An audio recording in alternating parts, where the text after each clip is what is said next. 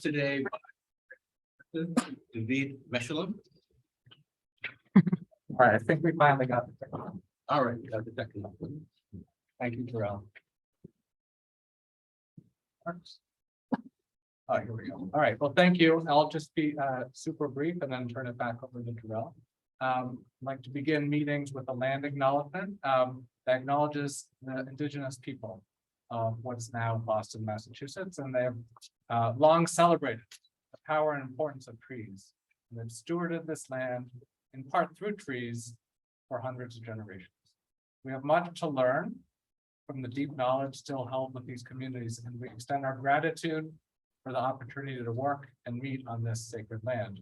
We extend our respect to citizens of these nations, among them the Massachusetts, the Wampanoag, and the Nipmuc peoples, and their ancestors who have lived here for over 500 generations, and to all indigenous people. We also affirm that this acknowledgement is insufficient. It does not undo the harm that has been done and continues to be perpetuated now against indigenous people, their land, their water. Our work is committed in part to dismantle systems and heal the pain from this history. In whatever small part, we hope that our work together today, our organization, and through the symposium can celebrate trees, can assist in this process. So thank you.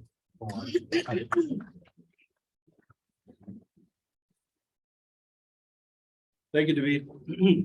All right, so today's event and work of the Boston Urban Forest Friends is made possible with funding in part from the USDA Forest Service through the Massachusetts Department of Conservation and Recreation Urban and Community Forestry Program.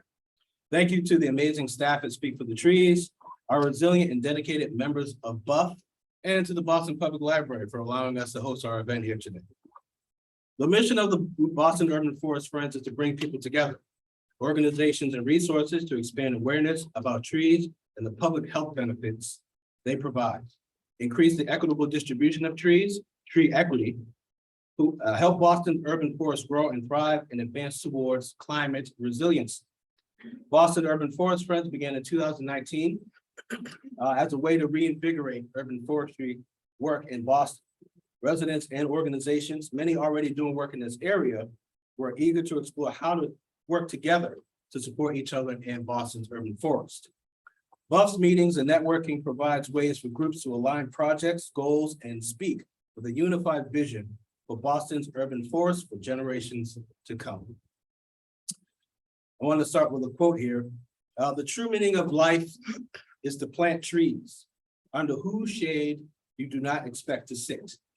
That's by Nelson Henderson. We go about in our world, our technologically advanced world, and we pretend to care about the future. However, we tend to forget that in order for future generations to exist or to breathe, we need to plant trees today for posterity. What if we left the world for our children and their children that had no trees? What if our predecessors didn't plant trees 20, 50, 100 years ago? The shade that we enjoy today may be non-existent. Can you imagine our world today without trees? Knowing that the impacts of these environmental assets are crucial to our fragile survival. We must not act now, we must do now. Talk to your family and your friends, your neighbors and co-workers, your elected officials, and anyone who will help us preserve our existing tree canopy and help plant new ones. Speaking of which, in addition to the many programs that Speak for the Trees is currently running, we're piloting a yard planting program. If you're interested in having trees planted at your homes, you can visit our welcome table and sign up at one of the computers up front during the break or at lunch. We'll have more information about this program in the near future. I wanted to end my time with you with another quote, one that speaks to me and all the hard work that many of us are doing to stand strong against the ravages of overdevelopment and the reckless destruction of trees in the communities that need them the most. The strongest oak of the forest is not the one that is protected from the storm and hidden from the sun. It's the one that stands in the open, where it is compelled to struggle for its existence against the winds and rains and the scorching sun. Thank you.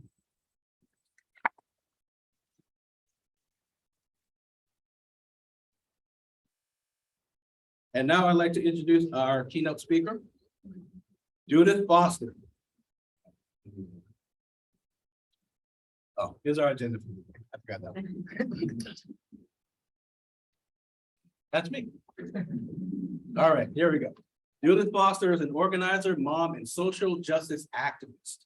She is the founder, president of Hero Nurturing Center, a nonprofit organization located in the heart of Boston. Her passion lies in teaching and promoting healing, empathy, redemption, and the oasis, the environment in which we can all thrive. She is a public speaker, certified by the Labor Guild School of Labor Management Relations. She is also certified in the curriculum of the Hispanic Schools of Forgiveness and Reconciliation. Lastly, she is a lover of Mother Nature and all that she offers. Let's give a nice warm welcome to Judith Foster.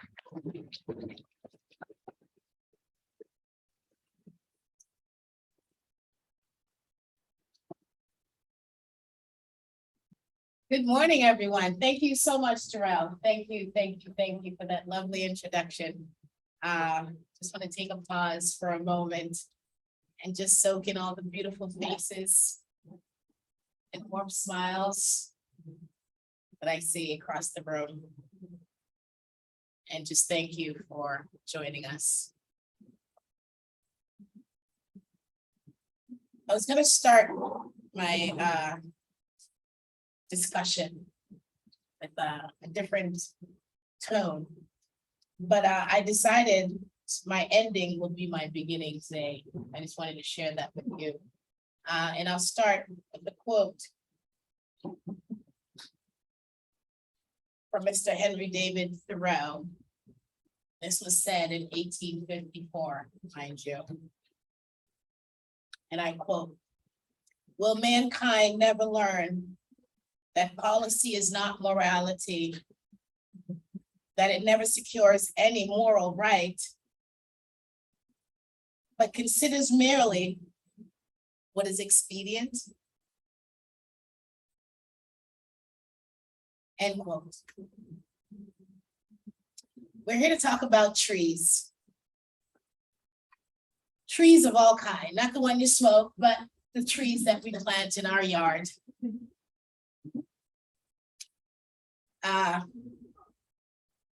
Did you know that trees have a language all their own? Well, they do.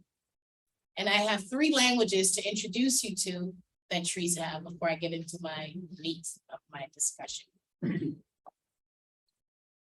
Apple trees can attract hungry birds to come eat invasive caterpillars. That's a language, folks. Some even produce chemicals, some trees, that is, produce chemicals to find and ward off leaf-eating insects. Some trees even emit airborne signals to alert other trees to prepare for insect attacks, or even call other species for backup. Imagine that, having an army of your own and in a silent way to call on your backup. Trees do that. Isn't that an amazing thing that most of us don't know that trees can do? Also, trees are the longest living organisms on Earth.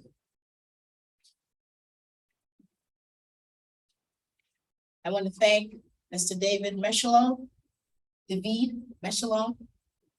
I'd like to thank the Urban Forest Friends founders. A special thank you to Natalie. Friends of the Boston Schoolyards, the Arborway Coalition, the Boston Food Forest Coalition, the Southwest Corridor Park Conservancy, the Pollinator Network, the Charles River Watershed Association. You are invited guests. Thank you for planting yourselves here for this moment in time to speak for the trees. Now, let's be clear. Countless studies consistently show that spending time in nature can improve mental and physical health. But there's a nature gap, and it's been done as a report by Jenny Rowland Shea, Sahir Doshi, Shauna Edberg, Robert Fanger. And I used a lot of their research information in this discussion. And it states that the inequitable distribution of nature's benefits in the United States, not just Massachusetts, is not the result of a consenting choice of communities of color or low-income communities to live near less nature and to allow more destruction of nature nearby or to give up their right to clean air and water. Nature deprivation is instead a consequence of a long history of racism, redlining, forced migration, and economic segregation. And these are just a few of the unjust policies and forces that have created these barriers to natural areas where they need them the most. Like the beaches, the Civilian Conservation Corps, and the natural park systems, just a few places where the voice of diversity has not been heard over generations. And these legacies are still at play today in one form or the other. According to one study, simply having more tree cover in a neighborhood can reduce crime and improve health outcomes. Did you know that polluted areas without sufficient tree cover and spaces to get outdoors, people of color, low income communities are more susceptible to developing health issues like asthma, and as we all know, are more susceptible to COVID-19 and the risk factors that go with that. And there's a medical term for this. It's called the nature deficit disorder.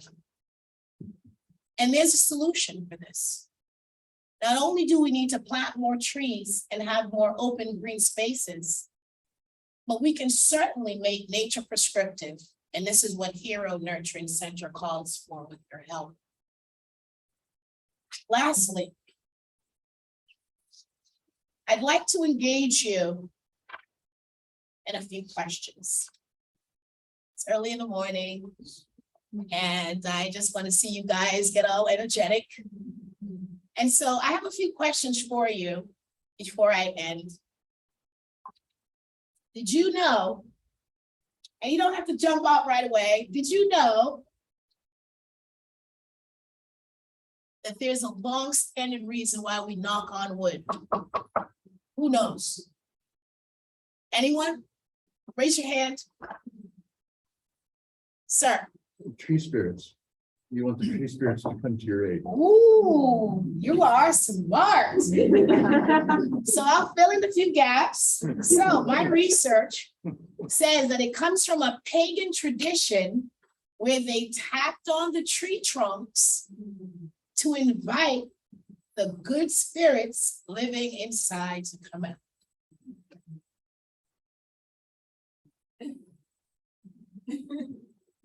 Now, one more. Maybe. Does anyone know how many pounds of CO2 tree produces a year? Anyone? Anyone? Hence, anyone? Come on, wake up. I thought we were about tree lovers here. Oh, it depends on the tree. Well, not according to my research. The average tree produces 260 pounds of that per year. And that's enough to support 2 people. I got one more for you. So there are 2 cures to the urban heat islands that my friend David Mechelon is fighting to cure. Is actually 2 solutions to this. So it's not some mythical thing that we're trying to achieve. It's not some faraway dream that we're trying to, actualize. Anyone? Wild guess? Come on, guys, wake up.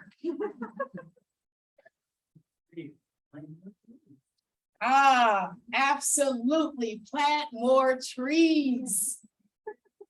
More trees, more green spaces, folks. It's not rocket science. It's as simple as that. Plant more trees. And so I'm here again to speak for the trees and also to represent my good and dear friend, David Meshalom. And he does this work because it's in his heart. He's compassionate about it. This is not in my speech. I'm supposed to wrap up. But my mom, who's 86 years old, she said, speak from the heart. I was a little nervous coming this morning. And, I did a lot of research and she said, speak from the heart. And I just want to say to you this morning that trees are like people, or should I say people should be more like trees. Yeah. They live harmoniously in community. They speak with each other constantly. They're in constant communication. And as you've heard earlier, they act as an army for each other. So let's try to do that. Let's act as an army for each other, not against each other. And plant more trees. Thank you for coming today. Thank you.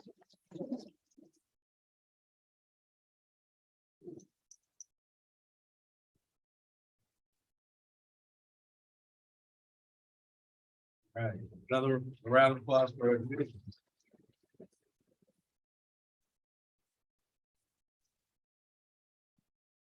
Thank you so much. That was very inspirational. And I always enjoy being around you in your presence and hearing you speak. Respect, respect. Now I would like to introduce Maggie Owens. Maggie is a planner and analyst with the Boston Parks and Recreation Department, with community members and various government entities. Maggie looks to understand how well the park system is meeting the needs of residents and where the park system might go next. She works on projects like the Urban Forest Plan and planning for future parks, while also making parks-related data more accessible to the public, including where to find the nearest accessible park feature near you.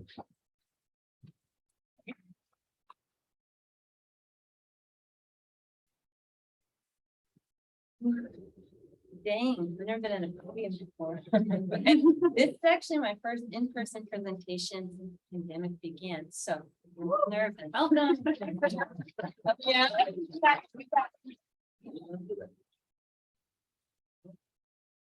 Yeah, okay. So this will be a rapid fire. Trying to be on time. So, this will be a rapid fire overview of a project that began over a year ago in March. And so there are many pieces I'm sure we'll have the opportunity to talk about during our time today, but also we have a lot more information online. And so I'll talk about some of the project's thinking and underlying work and get to some of the draft recommendations. And before I dive into the urban forest plan, I really want to call attention to 3 planning projects that are going on at the same time that really overlap in themes, and that's the heat resilience study, now called the heat plan, and that's published and available. The urban forest plan and the open space and recreation plan. So together they make the healthy places that are planning for heat, trees, and parks. We know that people don't experience these things as discrete entities and projects, and we're really trying to work together and come up with recommendations that reinforce each other in that lived reality.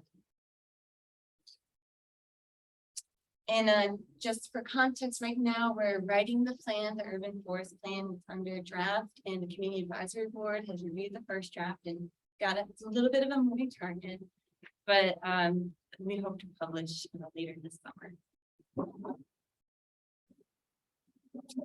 And so, we're working with a really great project team, and I'll touch on the community advisory board, which is very much part of the project team. But the Parks Department is leading the project, but it's very much a citywide project. It's all the departments and beyond city government, all the players.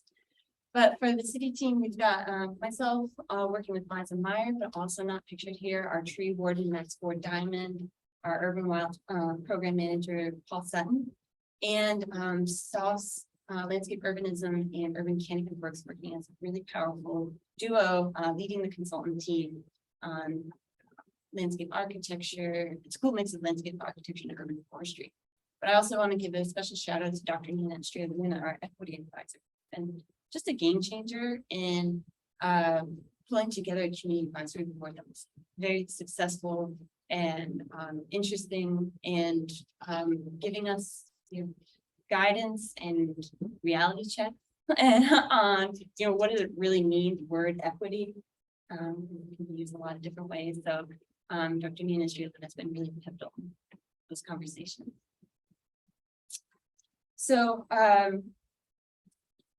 what is an urban forest plan? It's the city's first effort to pull together such a massive document. And in short, it's a 20-year vision for Canopy expansion. Now, the project is all about figuring out what is that. And it's really A to Z. Chances are, if you have questions about it, we're trying to think about it. It just doesn't matter how deep we get into it. But since we don't have an urban forest program right now, the thinking put forth in the plan is a step forward, but it's a starting place. So there's a lot more to think. The project doesn't claim to have all the answers and solutions, but it does help us get down the road to finding them. And the work that's been happening has already been able to inform budget requests and other policies and practices that are going on right now. Still a long ways to go. But everything from policy, funding, staffing, workforce development, it's a pretty fun project. And I just, as mentioned, we're looking at the whole city, public and private. And so I want to spend a moment on this because where trees are affects how we plan for their future. All these different land uses and arrangements, is it a street tree? Is it in someone's yard? Is it in a natural area? These things require different approach and varying levels of information, jurisdiction, caring, managing, designing. And so this project does try to recognize those realities and put forward some ideas. How can I follow Judith? Trees are important for more reasons than people are. And I would just like to point out then that one of the things we did try to keep in mind in this project, because it can be easy, especially with government work, is to keep in mind that there are intangible benefits. We need to be managing it. We need to be responding to it in a way that recognizes that removing a tree or planting a tree is not the same as installing a bench. So we are trying, and we welcome feedback. Like we're losing it. But I think everyone here knows, because we're all from different organizations and entities, that to achieve all the benefits of the forest, it takes the city to manage. And city and state agencies have responsibility for large sections of the forest on public property, but that said, 60% of it lives on private property, and it's managed right now in accordance with individual preferences and priorities. So a big chunk of that is also residential. So where Parks Department has management responsibilities, we can take more direct action more quickly. For other property types, this plan is setting goals that can help frame a conversation to inform new policies or regulations or encourage stewardship. And how do we even begin to find the information to understand what the heck is going on? Why is it going on? And where are we going to go? Well, it's been surprisingly challenging to understand, but just by looking at data, the zeros and ones, what's happening, why things are happening the way they are. And so a big part to supplement some of that more traditional data is the human data. Conversation, community advisory board, interviews, reading written words of policies, and then the actual interpretation of them. So it's been pretty exciting to try to put together all these different pieces And it's definitely a work in progress. And, going forward as we launch our course program, we are trying to understand, okay, well, where do we need more of our data, and where do we need more of these conversations as well? To understand what it's like to live in the forest and how well it's meeting our needs. And so the community advisory board, very exciting, a lot of fun, a lot of familiar faces here too. It had about 65 plus community members from across the city and had a unique structure. 3 different bodies. We included city staff with equity council and collaborative partners. And we have more information and notes about the meetings that we had, but I just want to give a big shout out to our community advisory board because of all the time, effort, faith in the process and participating. It has made the difference. And, we've got still a lot of good work to go ahead of us in the coming time beyond the publication of the plan. But, there are infinite questions you can ask about the forest and so much information to collect. So we wanted this work to happen from a foundation of equity. What does that mean? The community advisory board helps us talk through that. What does it look like to you when you look around and say that we've been successful with our forest, or that it, is achieving more environmental justice goals? And so the community advisory board helped us shape what questions we asked and the way we interpret that information. And, if the goal is to expand Canopy, that's a snapshot. Well, we did do a 5-year change analysis, and it said, all right, you look at the citywide, we have the Leprechaun Map Center here who had that wonderful bending line data and distortion. So looks like we're doing great. But there's more to this story. While there are successes, and it is important to acknowledge when things are going right, we also know that the pictures are more complicated. There are gains and losses in many different areas. One of the challenges of this project is understanding where and why, and what do we do about it. So, it happens due to a lot of different reasons, and it's not always easy looking at canopy change data, just that data, to say, I can exactly see what's going on here. It's really moving pattern. But we did see one general trend we want to be able to point to one general trend that we showed us, and that was areas that had canopy tended to show slight losses, the areas that didn't. That's like and so that just points to this overall strategy of we definitely need to be planting and protection. And so the strategies that we're looking at when communities will reflect what are we seeing in terms of those changes that are happening in the process, the life of the forest. And this number does matter, the public versus private. I think in the United States we have a very special relationship and the rights of private property and what regulations we don't have. And so this project has definitely kind of had to explore that. What can we do? And this is also an area where it'll be really important to have a lot of partner organizations doing work in areas where maybe it is harder for the city to act. But we're partnering with the city, taking that action. And so all that to say is data can get us part of the way there. There's more work to do. There's more of that picture and more of the conversation if we're able to get the resources to start an urban forestry program, which is the budget here. Just keeping those conversations going. I think the forest is as much a verb as it is in the process of managing it, living with it together. And so we'll hopefully continue these conversations.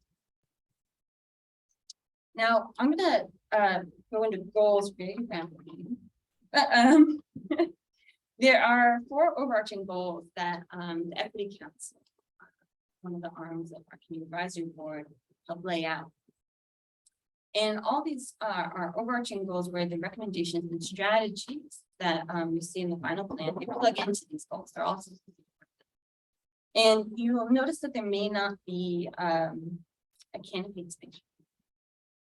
I'm going to say we're at 27. That's an interesting discussion and one we can definitely have more about, but turns out that through peer city research is that those percentage goals can be tricky. And do they actually speak to the processes and ways we want to live and ways we can find success. So it's a conversation. But what was pointed out was processes. We want a process that gives people, that holds space for community voice and power. As we build this program, we want to make sure that the practices, policies, resources, time are being focused and governed and distributed in a way that gives the help and benefits to communities that need it most. And so, that goes to like where we prioritizing thinking and care, maybe having a governance body. So equity first, it is a broad goal, it's simultaneously a goal on its own and the thing we try to have throughout this process. But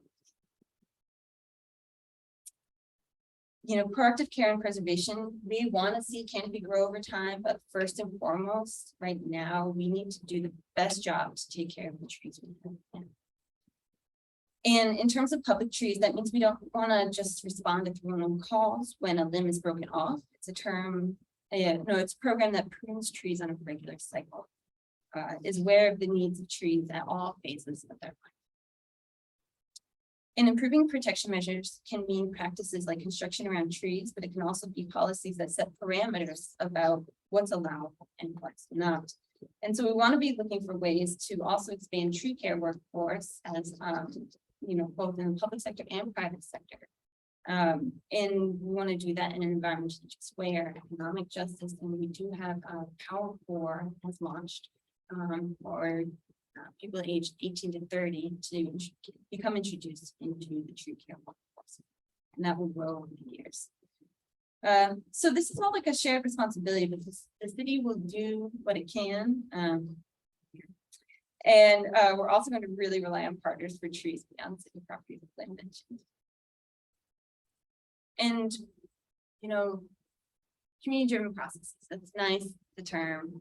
I think I maybe see it at, some government construction, development construction fences. Some of these words I know are catchy. So to try to ground it in reality, what does that look like? We're aware that there's a desire for clear communications, what decisions are made, why are they made, who's involved with that input, and having that all be also very clear. So how can that community have an active role in governance? And that's some of the recommendations we're trying to put forward to accomplish and answer some of those questions involved. So being transparent and accessible, diving into what does that really look like, and having access to information and the right tools to advocate for desires.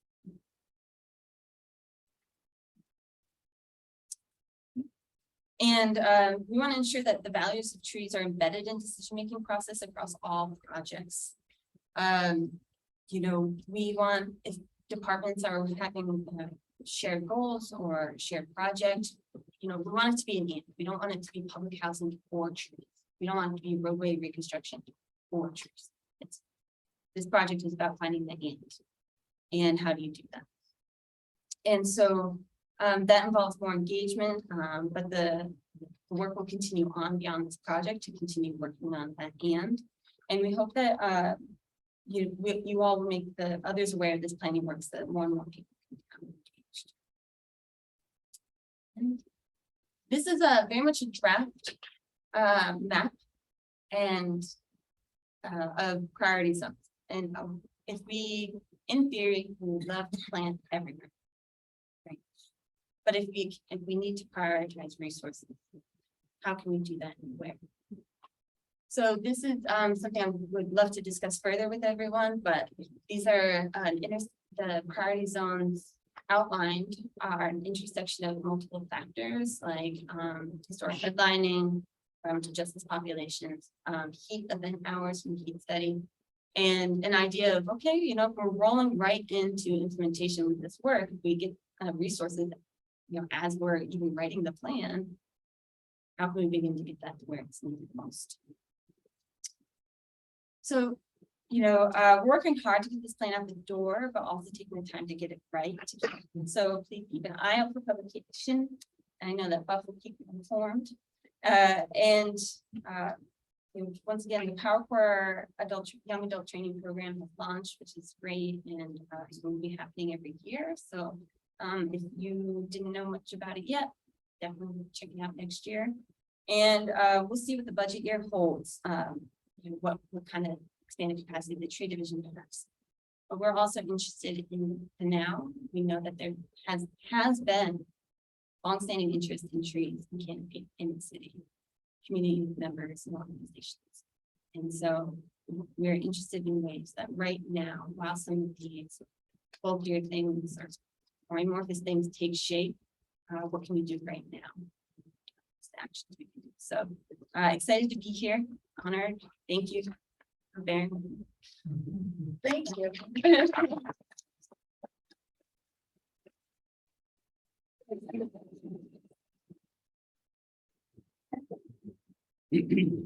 All right, I'm looking forward to seeing the UFP in action. Thank you, Maggie. Always a pleasure. Always a pleasure. Thank you very much. Okay, all right, let's move on. I would like to introduce Evan Kurris. Evan is the program manager for the Boston University Urban Graduate Program in Urban Biogeoscience and Environmental Health. Evan organizes workshops, facilitates internships, curates program resources, manages internal program monitoring and evaluation, mentors students, and leads the BU Urban internship course. Through BU Urban, Evan seeks to foster a generation of STEM experts that are more diverse, solution-oriented, and motivated by environmental and social justice. Evan Kurris.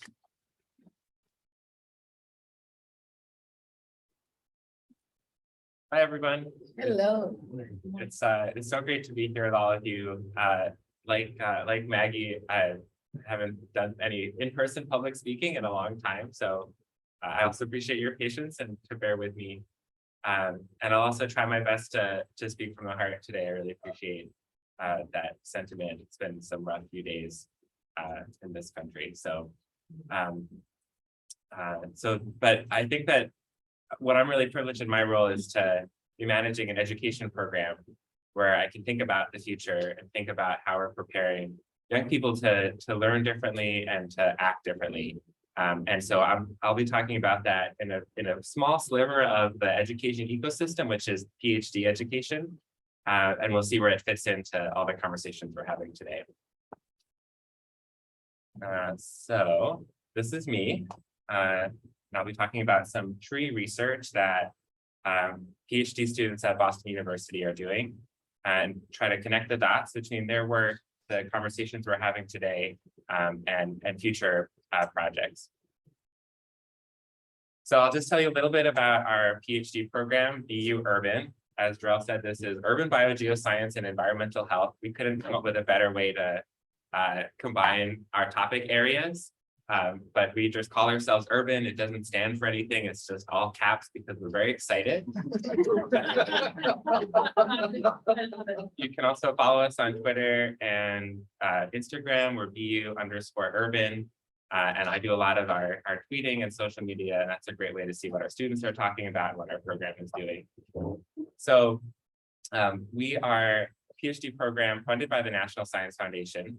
And our vision is written up here, and I was hoping I could see without turning over. I was noticing everyone's like, "Oh, what did I say on my slide?" But I'll read this out loud for those who can't see. So our vision is to create a diverse workforce of scientists and practitioners equipped with the technical knowledge and communication skills necessary for building a sustainable, healthy, and equitable future.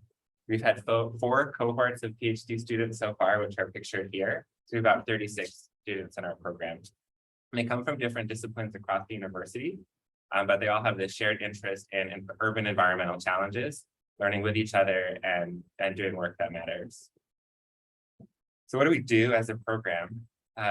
First, I'll just talk about our topical area. So we are trying to create an interdisciplinary learning environment. You know, we've heard from Judith and Maggie how trees have cultural value, they have health value, they have environmental value. So if we're wanting to understand trees, for example, we have to think holistically about all the ways that we can study them and understand how they work. So our 2 major disciplines are biogeoscience, which is, the short version is how people affect the environment. What are the, physical, chemical processes that we do that change the way the environment works?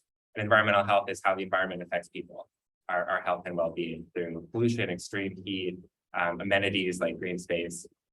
And a lot of the focus for our students is on air, water, and climate.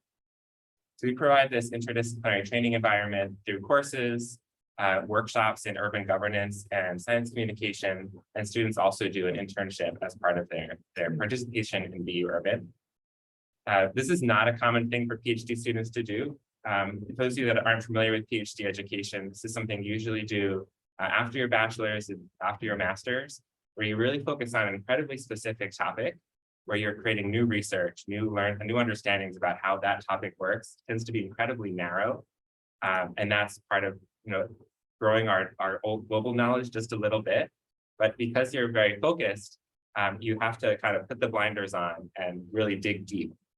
And so that's why we're trying to broaden it out a little bit. So you get some training and some perspectives from other disciplines and some career relevant training while you're at it. So rather than just learning how things work, you can see how organizations or how government is thinking about that same thing as well. So when you graduate, you can do things other than just be a professor. If you can be a professor, you can create a startup, you can run for a city council, you can do other things than just stay in academia, which is a traditional course of PhD education.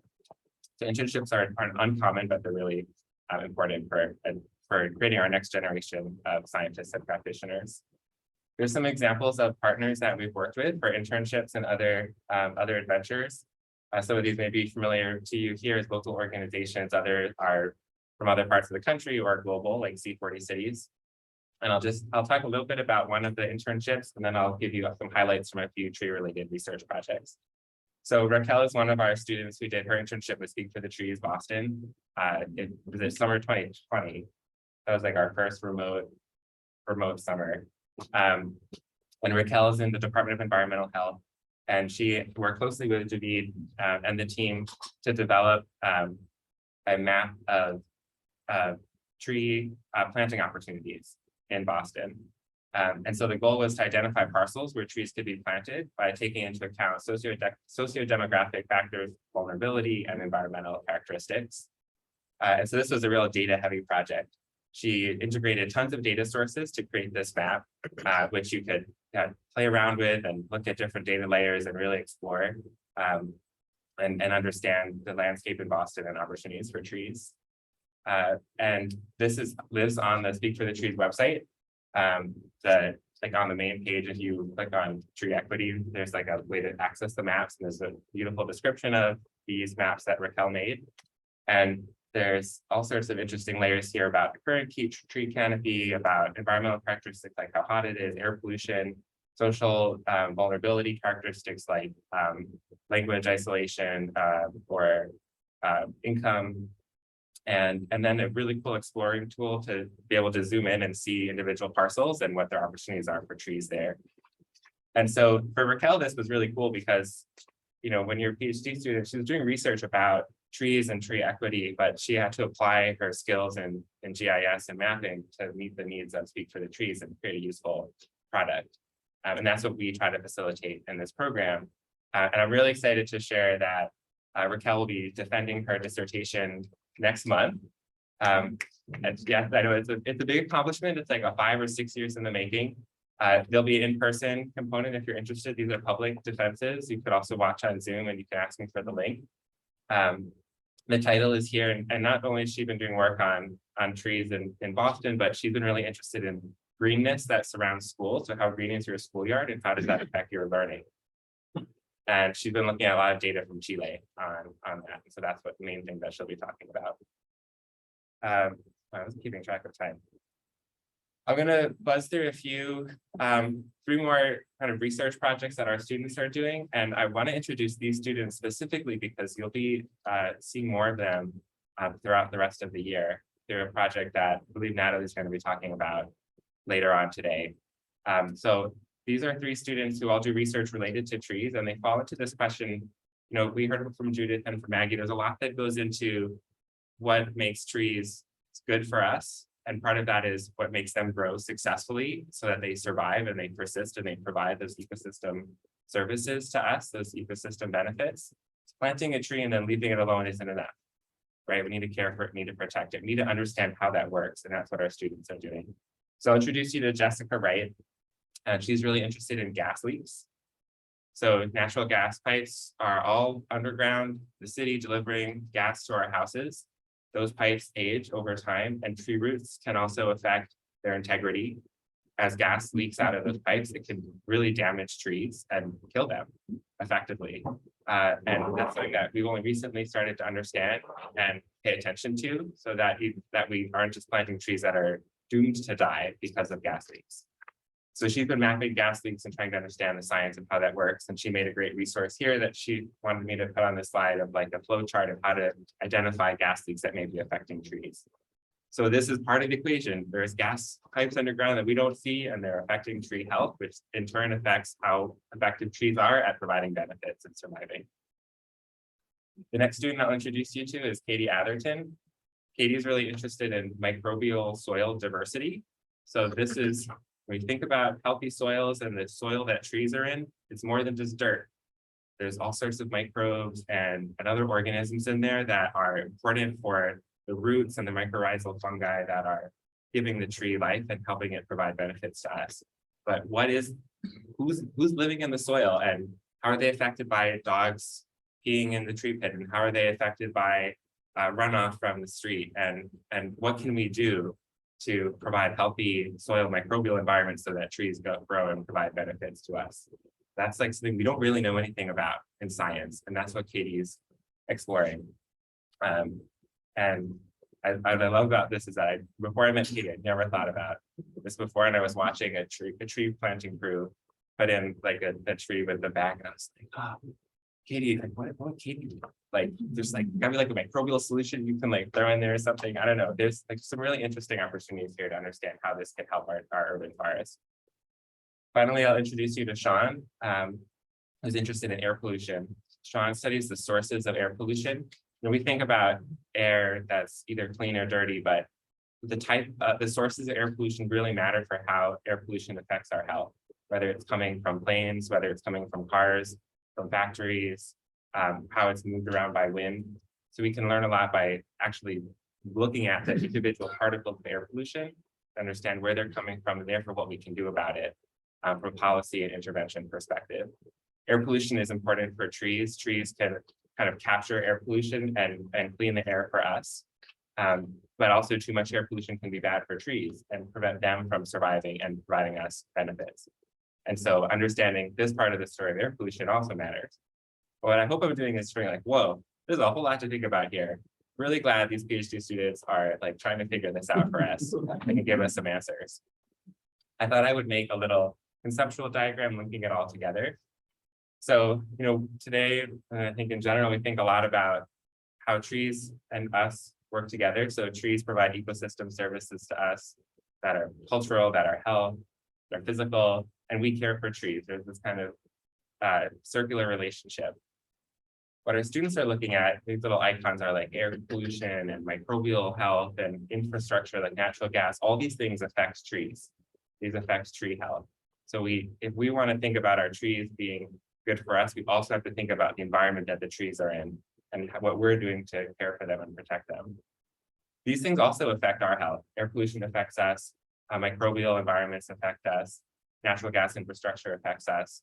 So we also need to be thinking about those direct impacts on our health and well-being and what we can do about those things directly, how we can be thinking about air pollution, not just through trees, but through our own interventions, for example. And I present this as a prelude for a project that you'll hear from Natalie.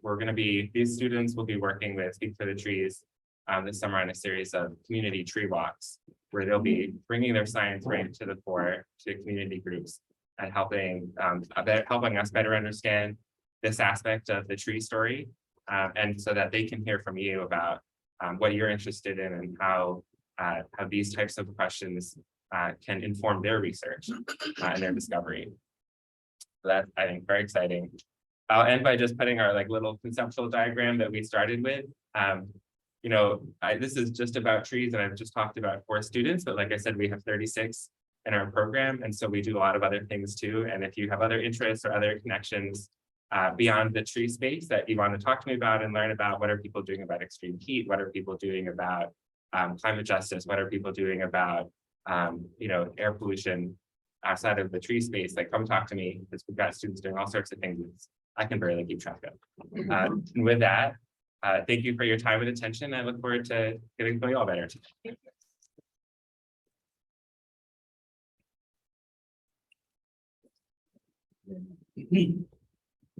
That was great, Evan. Thank you very much. I learned a new word, biogeoscience. Did I say it right? I got it wrong the first time. So I was working on it the whole time. I wasn't involved in writing of the program. All right. All right, so everyone, we're gonna take a 10-minute break. You can get up and stretch your legs if you are able to. We will come back in 10 minutes. All right, so enjoy your break. Here's the restroom. Oh, restrooms are outside to the left. Okay, thank you. Yep. I feel like I'm not the only.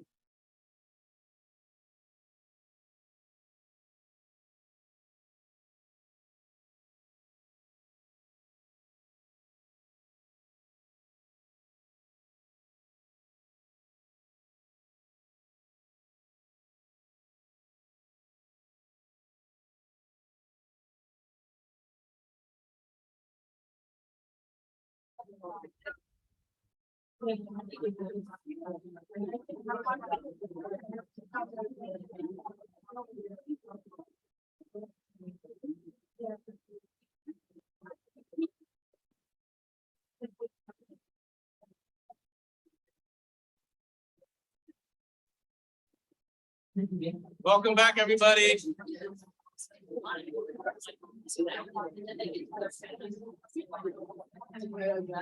We're gonna get restarted again, folks.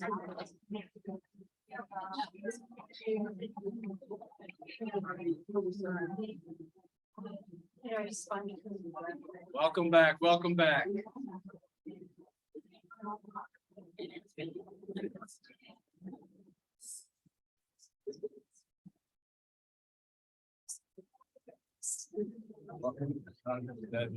Oh, you got it?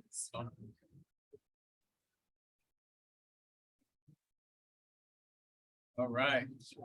I hope everybody enjoyed your quick break. We have a couple more presenters to go through before we break for lunch. Lunch was just delivered, so it's right there. All right, so now I would like to introduce Erica Holm of Mass Audubon. Erica Holm is Mass Audubon's first urban ecologist. She's a Boston resident who spent the past few years coordinating urban forestry projects in the 1,100-acre Emerald Necklace Park system. She previously studied wildlife and conservation biology at the University of New Hampshire, worked as a freelance GIS and forest data analyst, taught naturalism classes, and completed a summer forestry internship in Central Maine. Erica always works where humans and nature intersect. She lives with her rescue dog, Mango, and her 2 large vinyl record and urban ecology book collections. All right, everybody, welcome Erica.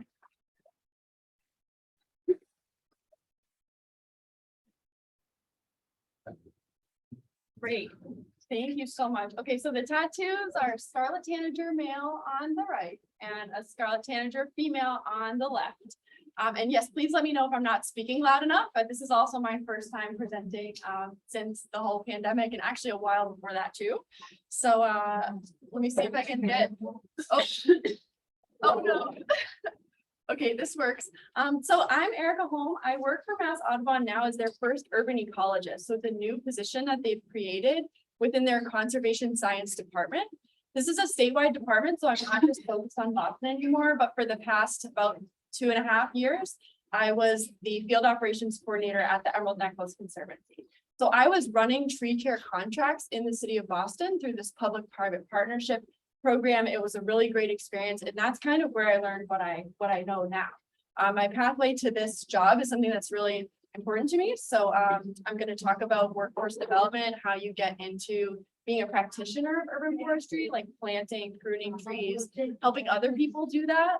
And just, it's going to be a look into the practitioner kind of side of things. And then what you all, some of you are practitioners, but what you all can do or think about when we're creating these new types of positions for people to be in. So who is Mass Audubon? I recognize that a lot of people might not know us. We're not as familiar of an organization in urban settings historically, but Mass Audubon is really stepping up and committing to helping where resources are needed the most. We're the earliest Mass Audubon, we're the earliest independent Audubon society, started in 1896 before the National Audubon Society. Wow. We partner with them, but we're independent from them. And we have over 140,000 members. So those are folks who visit our sanctuaries, who contribute to our workflows. We do a lot of things across the state.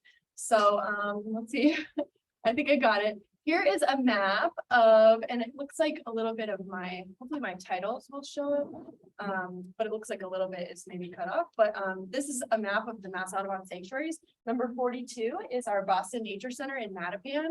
Some of you may have been, it's a 67-acre, it's a brownfield development site. It used to be a Boston State Hospital site, and we serve tons of children there. BPS kids, we had a preschool active all through COVID.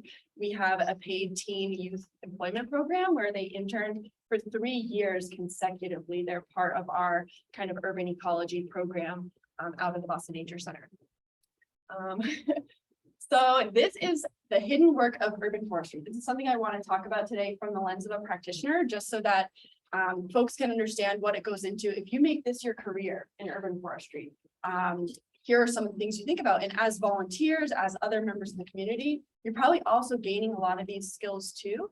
But if we want to create opportunities for people to really be planting trees and for them to make a living off of that, people from Boston being educated in urban forestry and then becoming our urban forest steward, that places like the Parks Department, places like Mass Audubon, places like Speak for the Trees, and other private land stewards like the campuses that were mentioned in some previous presentations.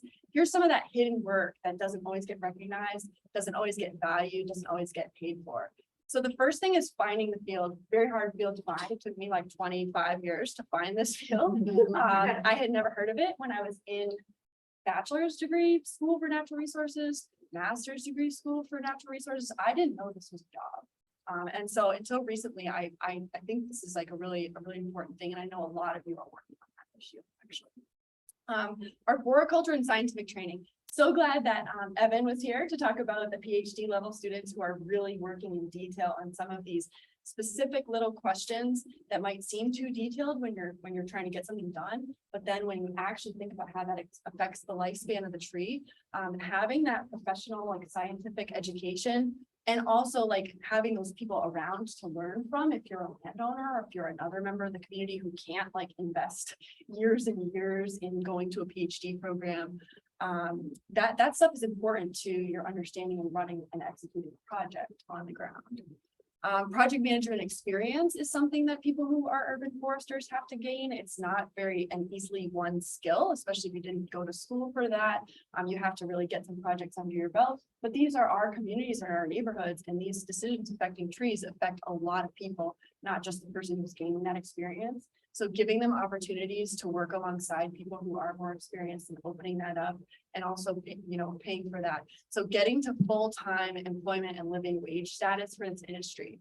I really want to talk about this a little bit because the MIT has a living wage calculator online where you can look at what it would take for someone to live in Boston and also have a certain type of career.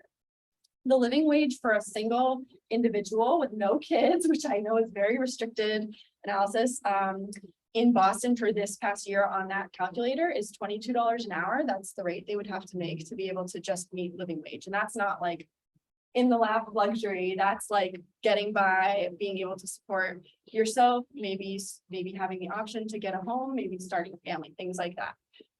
And for the farming, forestry, and fisheries category, the average salary across that industry for our area is $37,000 a year, and that comes out to $18 an hour. So we're not paying our forestry people a living wage at this time on average. Those are our natural resource managers. So we're talking about the importance of trees. If we're not paying the people who have that deep knowledge of how to care for trees, then they can't live in this city and they can't contribute to what we're working on. Finding mentors, I could talk about that forever, so I'm just gonna try to go quickly. But another part of this job is climate grief. So it's your full-time job to look at some of the problems. It's your full-time job to take note of dead trees, to see things that happened poorly in the past, to try to rectify them. And you're constantly hearing about people who are like, I don't have this resource in my neighborhood. Like, why don't you care about us? And it's a very hard thing mentally and physically and emotionally to deal with. Also, if you're an arborist, that's heavy. Trees don't just come in a little bag that you can walk out of the store with.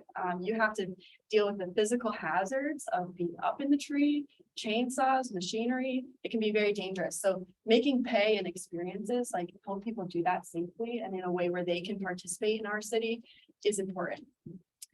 We also have to become really good communicators. So I'm trying my best right now. But a lot of times scientists will get really fixated on their specific area. And like kind of Evan mentioned, that program is great for training people to kind of get out into the communities, listen and get to that level and just coordinate volunteers, help people do projects they want to do and not just be stuck so much always in the super technical details. That's a skill people have to gain. And then partnering across organizations and scales and continuing your education, oftentimes through those partnerships, is a big time investment that people who are practitioners should be making and employers should be allowing their employees to pursue that path. Mentoring and supervision of others. So, you know, even as I'm new to this industry, I'm thinking of ways to mentor the next generation. Speak for the Trees has the amazing Teen Urban Tree Corps. I mentioned the Willow Tree Youth Leaders, and the Emerald Necklace has 2 also green internships with Boston Public Schools high school students. If they don't have a good experience and they don't connect with the trees and they don't see someone succeeding who is from their neighborhood or who they can relate to on a real level, they're not going to get interested in the field or see it as a possibility for them. So I'm really excited about this framework of supportive environmental employment. I'm not going to talk about this too long because this is another topic to talk about forever, but this industry as practitioners, it's not equitable right now. You won't see a lot of women. You'll see more women than you used to see, but you won't see a ton of women actually in the arborist field out there working on trees. You won't see as many people of color as live in the neighborhoods where these trees are existing and being taken care of. So inviting people into this space, and I've specifically taken a little focus on returning citizens and folks who are currently incarcerated or have court involvement. Court-involved youth can really benefit from having an outdoor experience in nature where they're growing something. Thank you, Julie. So we looked at programs that could help returning citizens have a stepping stone into this industry, but it's really important to make sure that then they can get living wages and wraparound services for what they're doing. Because a lot of these people who might be in situations returning to society, they don't just have a car, they don't have a truck to transport trees around, they don't have a chainsaw, they don't have work boots, they don't have things that you need to do that job. So we can talk about that more later, but I did have Power Core Boston on there. That's going to come up again. So I just have a bunch of questions. Are we creating the system we need? Are we giving the time to plant for trees? We want the tree to live for 100 years in our streets, in our parks. Should we plan for some time in really looking at all the details about that? If we go for quantity over quality in the planning aspect of planting trees, and we want to say we planted 150 trees, we planted 200 trees, how many of those trees survived? We need to think about if the nurseries have the species we need to make sure they can match the soil conditions. This is drawing a lot of stuff that people before were talking about, but the nurseries industry is a whole trade. If we don't have trees growing for a few years before our planting projects, we don't have anything to plant that will actually succeed.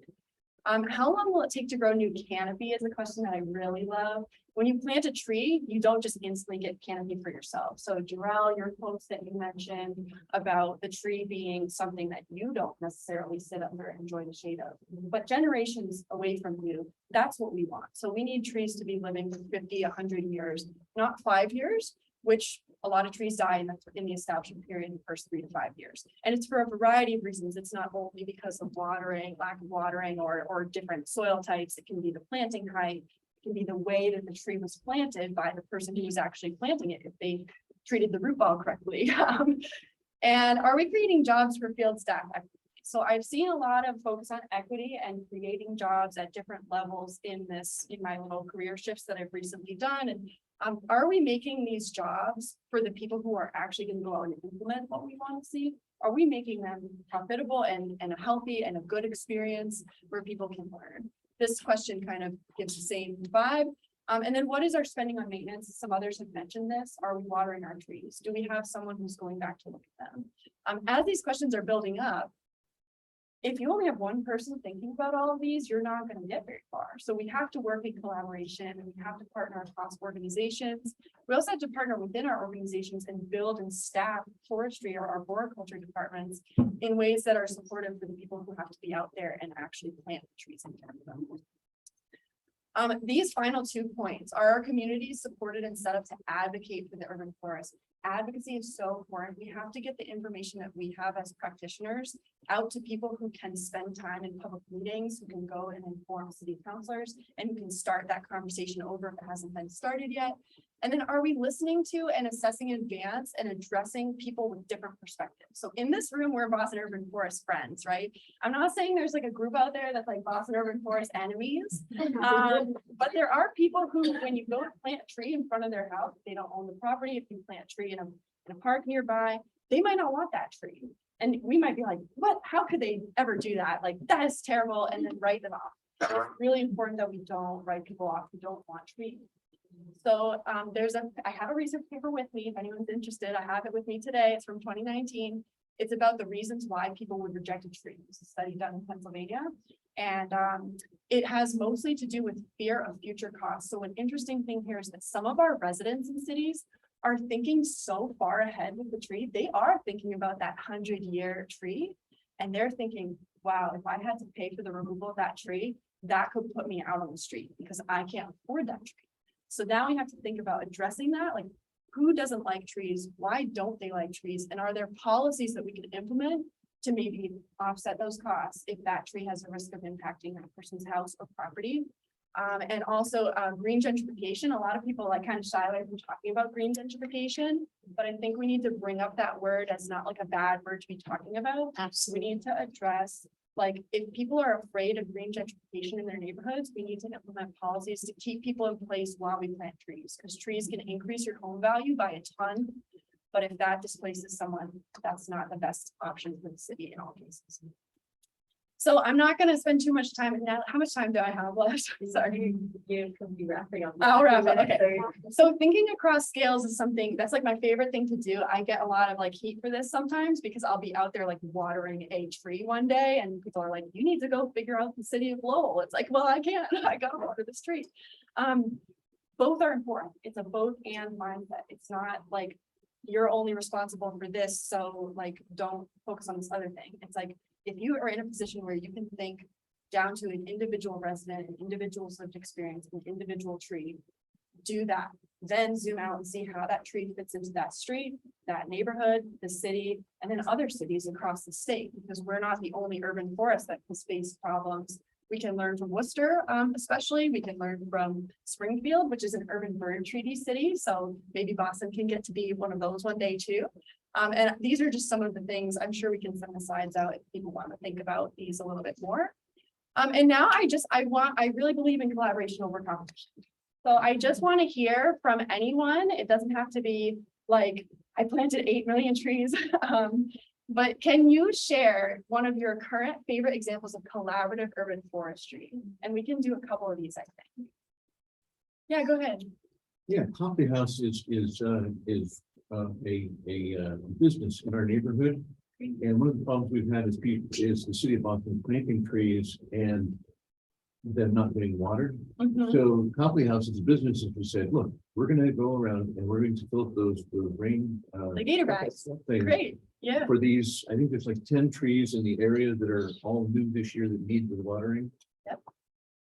That's awesome. That's a great example. We love to see tree watering. I'll shout out my friends at the Emerald Necklace Conservancy. We purchased a watering truck to water the young trees in the Emerald Necklace. A lot of times you can do community watering, community tree stewardship if you set up the tracking and you set up the information correctly and train some people how to do that.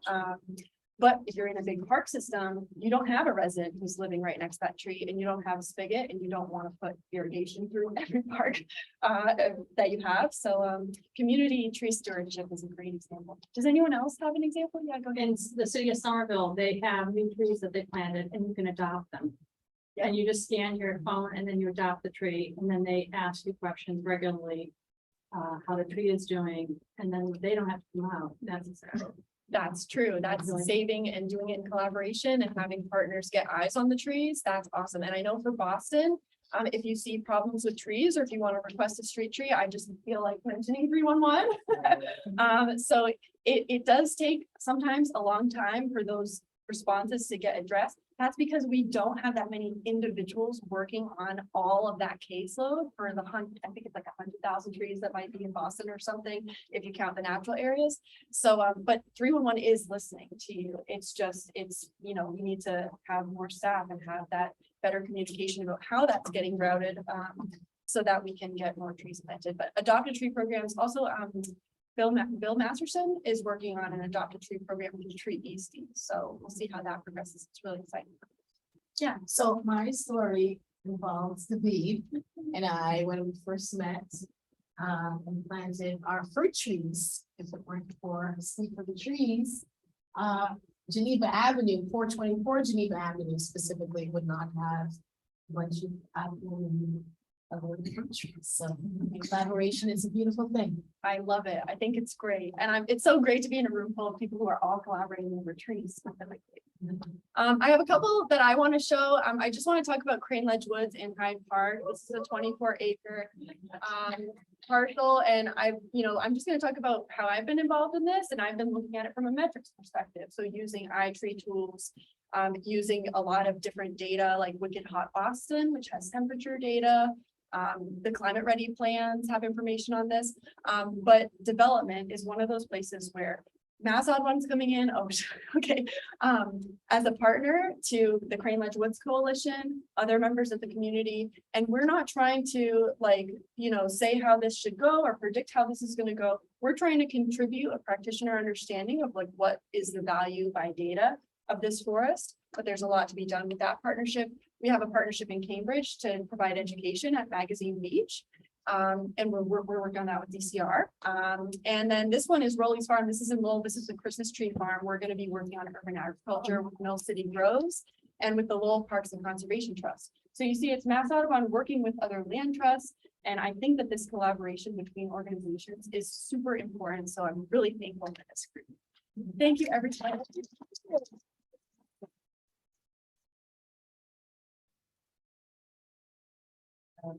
Right. I love Mass Audubon. I love the work that they do. Thank you, Erica. For our final presentation, last but not least, I want to introduce you all to Molly Henry. Not yet. Hold your applause. As American Forest Director of Climate and Health, Molly manages stakeholder engagement to develop and implement American forests, climate and health tools and resources for cities and regions. She also oversees the urban tree planting program and community engagement efforts. She has over 10 years of experience working with various nonprofits focused on a range of topics, including green infrastructure, active transportation, housing, food security, and community development. Molly holds a bachelor's in environmental planning and design from Rutgers University and a certificate in urban planning. She lives in Pawtucket, Rhode Island, with her husband, 2 stepkids, 1 dog, 1 cat, and 3 chickens. She'd have more animals if she could. Welcome, Molly.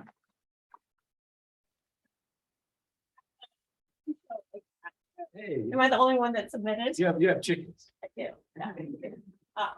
Hi, everyone. So great to be here with you all, and I get the privilege of going last. So hopefully we'll make this fun and exciting and get you all to lunch. So thank you for that intro, Jarrell. So I'm just going to talk really quickly. There's so much great information that has been shared already, and that really dovetails. So thank you for already providing the context around this conversation and laying it all out so well for me to wrap things up. I'm just going to talk about some new resources that are coming to Boston, and maybe you all have heard of some of them or you're going to be learning about them for the first time. So just going to walk you through a couple of them. So first, I'm going to start out with these 2 questions. Maybe turn to the person sitting next to you. We can talk. Okay. So what does tree equity look like to you? We talked a lot about it today. And what is your role in Boston for advancing tree equity? So just take like a minute. I don't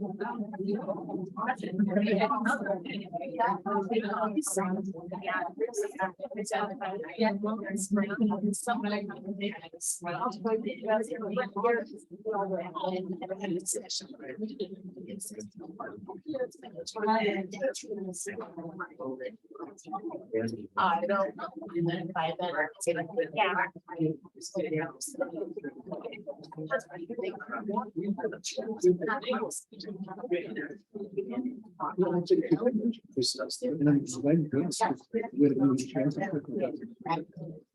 Yeah.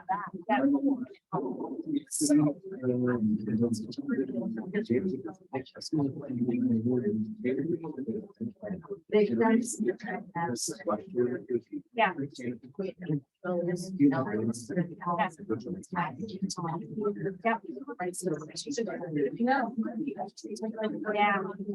They're not.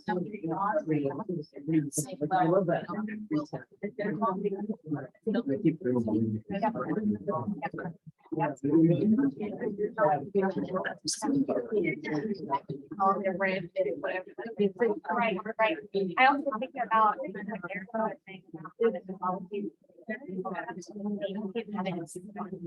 Funding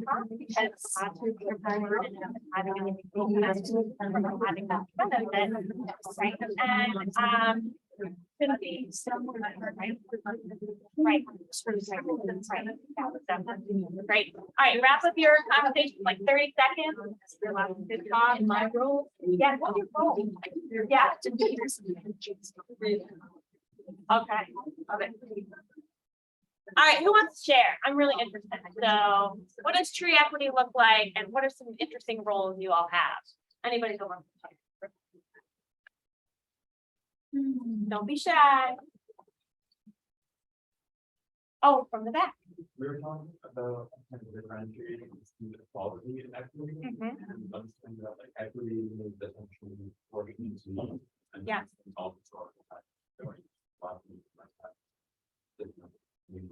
Great. Yeah. And do you want to share anything about your role in that? Everyone on the new operation.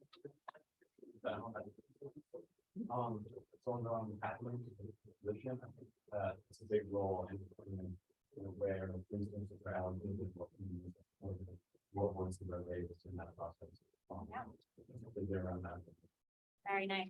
And if I may add, the Emerald Memphis has quite a lot of diversity along it. It goes from the Charles River all the way down to Franklin Park. And Franklin Park has quite a few communities in that area, so we have to consider, if you live in a neighborhood that's by the fire freeway, for example, you might need more trees than something that's living out in the suburbs.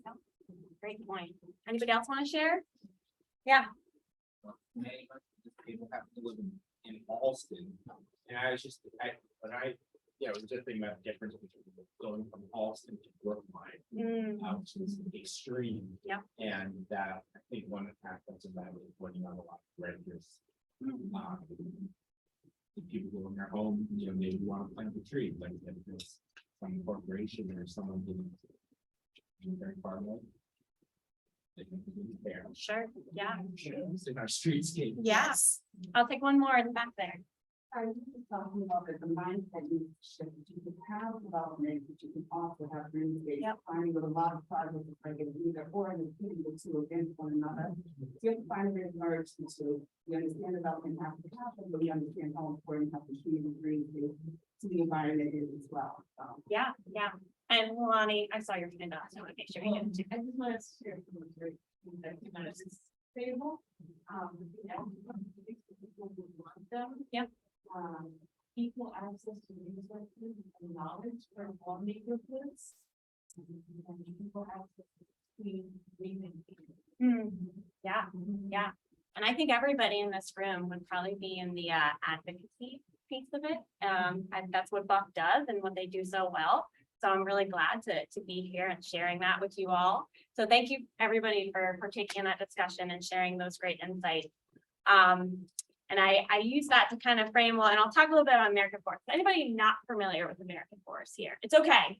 It's totally okay. Okay, we're just gonna do a quick mission statement, obligatory, So we're a national nonprofit conservation organization. We've actually been around for almost 150 years. And we have both a urban forestry and a natural forest landscape program. So I work on the urban forestry program, and we have what we call tree equity team. So we're completely focused on tree equity in our urban forestry team. And these are the benefits that we're looking for: climate, people, wildlife, and water. And we do this through place-based partnerships like Speak for the Trees, and others based here in Boston and nationwide. And we really look to plant and restore forests, use climate-informed science, especially where we are working on wildfires out west, and create a movement. So one of the things I'm really proud about is that, so I mentioned our history, we have a long history. We had a part in starting the U.S. Forest Service, actually.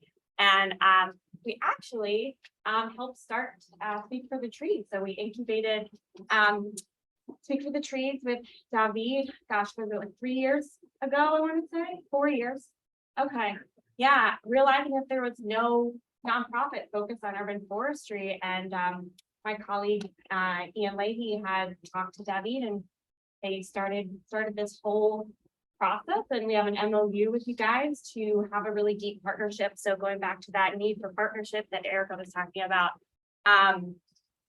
And this is just our impact model I'm sharing, because in the innovation lab, you'll see we have tools, research, technical guides. So the tools and technical guides I'm going to talk a little bit about today for you all, but we also have our place-based partnerships, like Speak for the Trees. And then we have just creating a movement.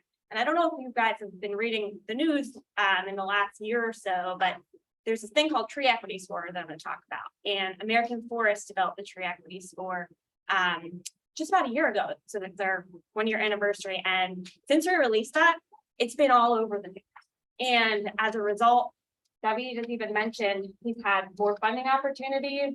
Tree equity is now in the national, it's part of the dialogue now, and it is a term that people are using everywhere.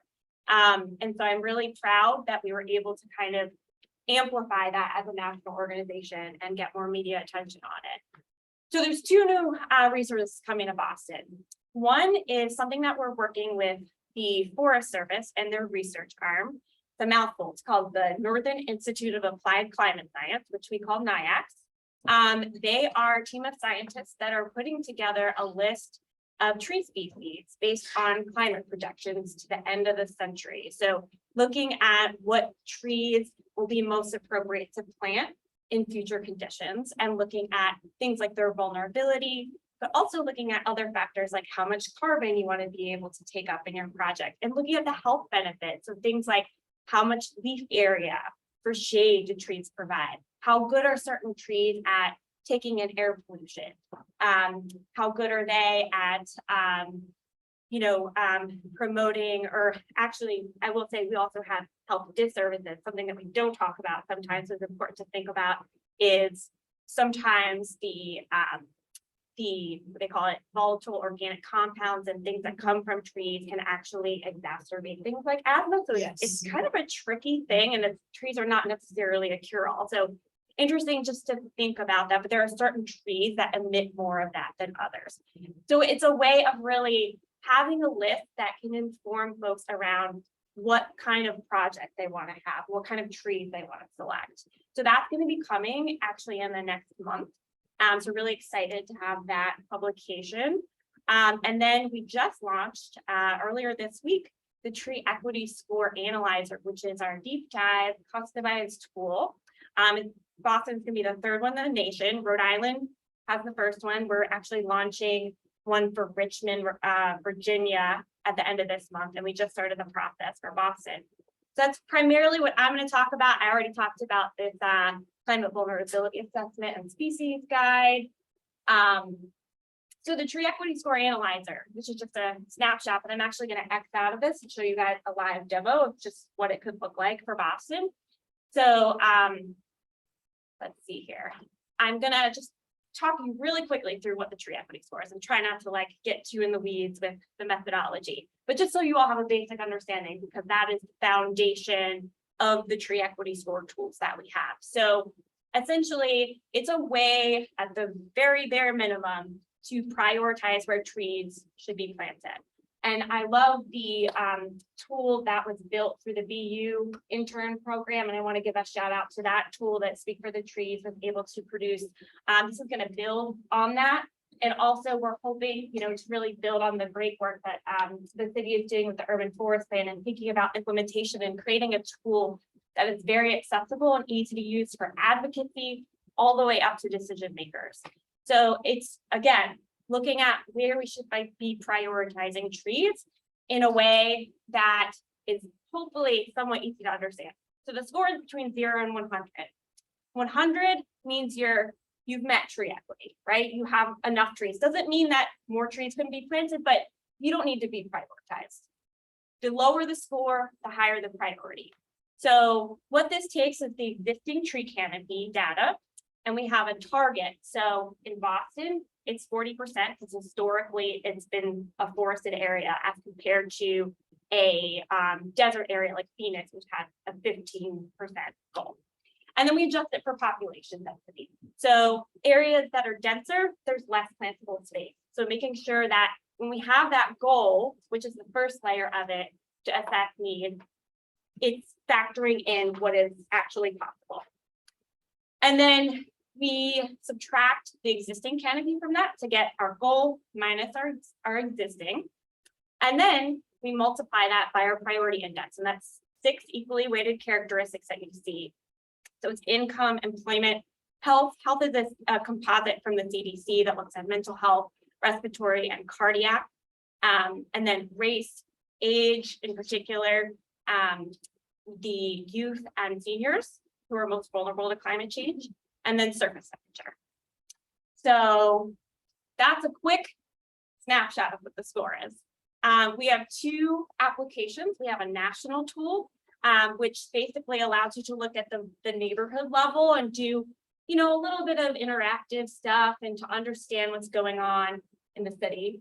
But what Boston is getting in just a few months is a tree equity score analyzer, which is customized. We have a stakeholder group that's determining what kind of data sets they want included in the tool. And what's really cool, I will show you, is that you can build your own custom scenarios. And it goes all the way down to the parcel level. So it's just a quick comparison. The national tool, we can actually go down to the parcel level, neighborhood level for the national tool. Sorry, the analyzer's parcel. You get me, right? So then, yeah, there's all sorts of ways in which we customize it, whereas it's not customized at all in the Explorer. And then we can actually do some specific scenario building. So pretty cool. And I'm excited. I think I'm going to demo it now. So let's just be an experiment here. Get in here. Should I hop on over here to do it? Okay. Cool. So treeequityscore.org. And this is our national tool. You can actually type in Boston and get the neighborhood level piece that I was talking about. But as I mentioned, the only one we have launched so far is the one in Rhode Island, where I'm from. So it's like somebody was in here before. And the question is, can I remember my password? Always a challenge. Oh, man.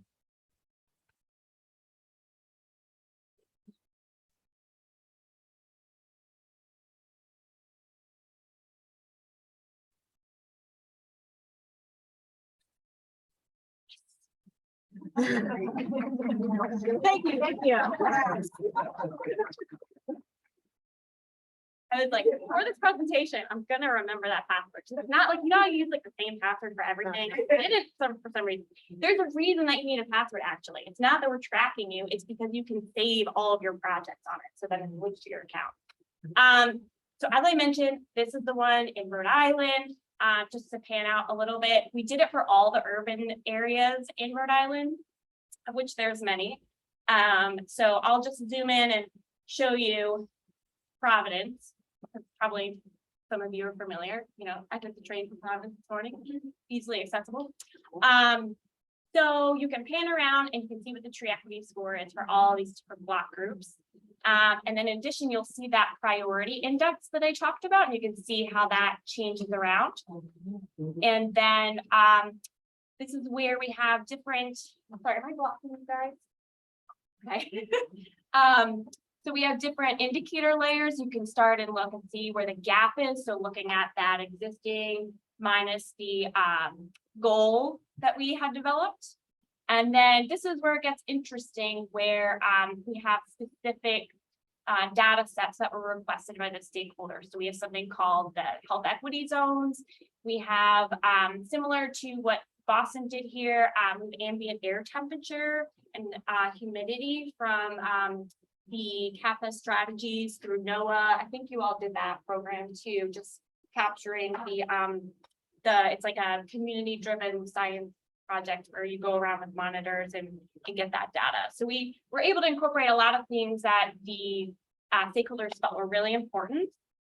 And then we go back to the tree equity score here.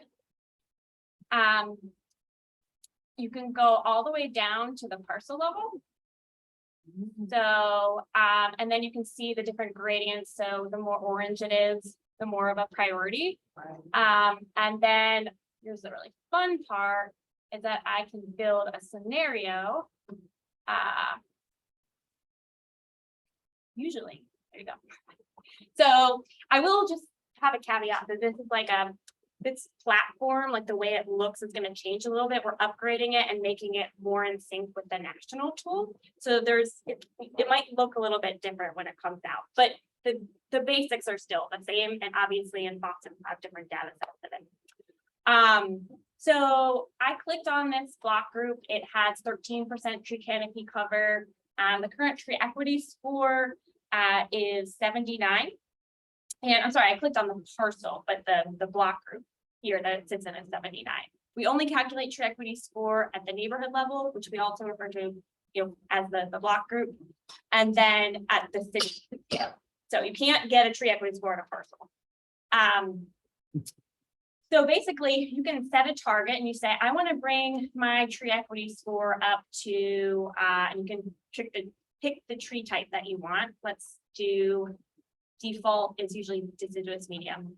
And you can just add here. And then when I take this away, you'll see it actually didn't do anything to the tree equity score yet. I have to add more trees.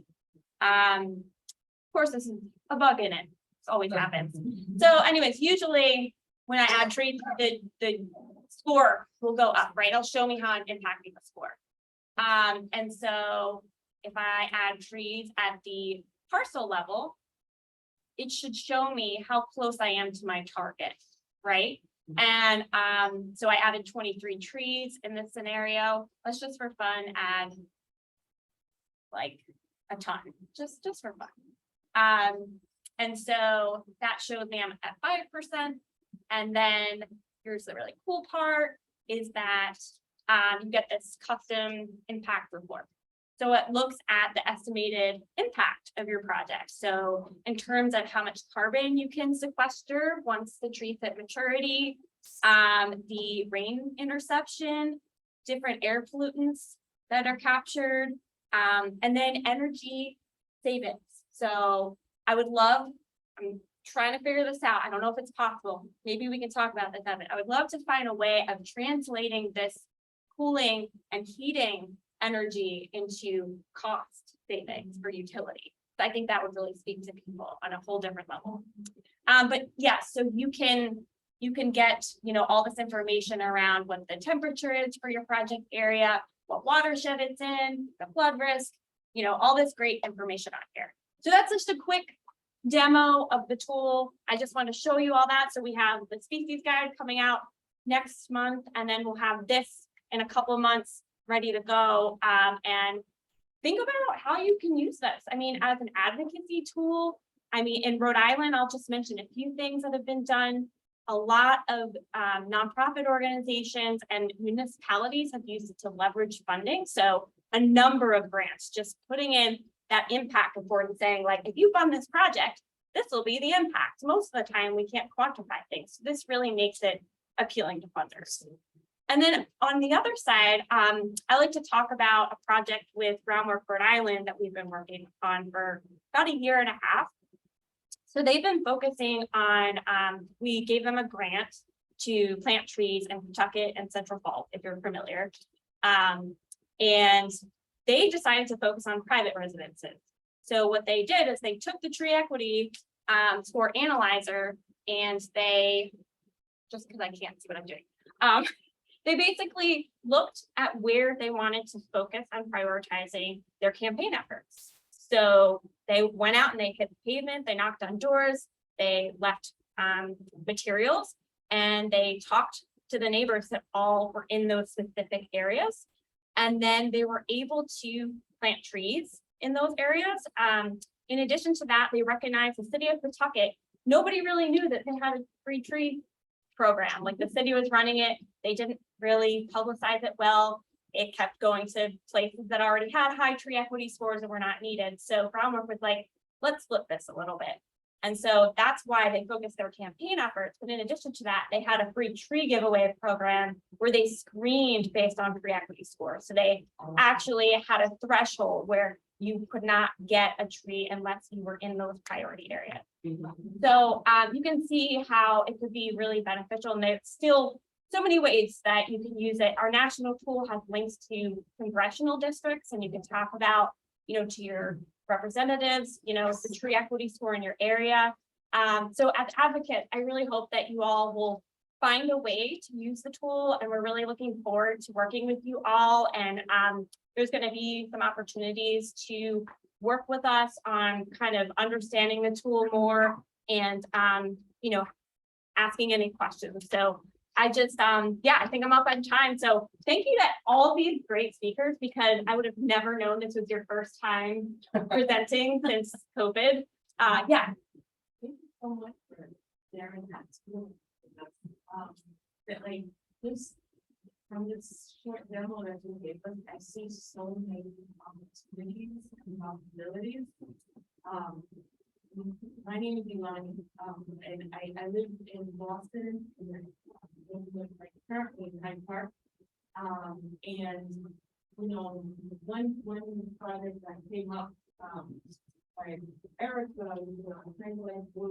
yeah, the largest tree unprotected tree canopy in Boston. And that's an opportunity where, it seems to be like a once in a lifetime opportunity that the city is potentially considering purchasing that private land and protecting it. And we're hopeful that that will happen. But there are a lot more other developed, parcels, tree canopies that are up for development where that won't be the case. And that's, just being realistic, development won't stop. Yeah. But how do we work with the developers? Because we can't work against them, and use tools like this to encourage them. In Crane Lake Woods, for example, the developers tried to, be accommodating, but the reality is that, we don't want it. We don't want that project, but they've shown us the ability to really scale down their project and increase the tree canopy, and try to work around the existing 200-year-old trees, to as best they can accommodate the community environment. Yeah. And slaughter as little number of trees as they possibly could while still moving forward with development. So I can see this being a really helpful tool for them to really showcase their efforts to the community when scaling back. And also, one thing that came up here was access to knowledge and information, particularly to the communities of color in the inner city. And I think that this is also a great tool that oftentimes in the inner cities, you'll find you can tap into these communities by going to the local churches, and not everyone is the faith, and that's okay. But that's a great way to tap into local renters and homeowners alike. It's not just homeowners to really ask for the churches and the church leadership to showcase this tool and really maybe set a goal for their congregation or their community. And that way, get these trees out to where we need them the most and nurture the youth who are growing up in these faith communities to also understand their responsibility, their duty towards Mother Earth. Yeah. So thank you so much. And I'm really excited to use these tools to promote, environmental justice. Thanks for sharing, Ilani. Yeah, thank you, everybody.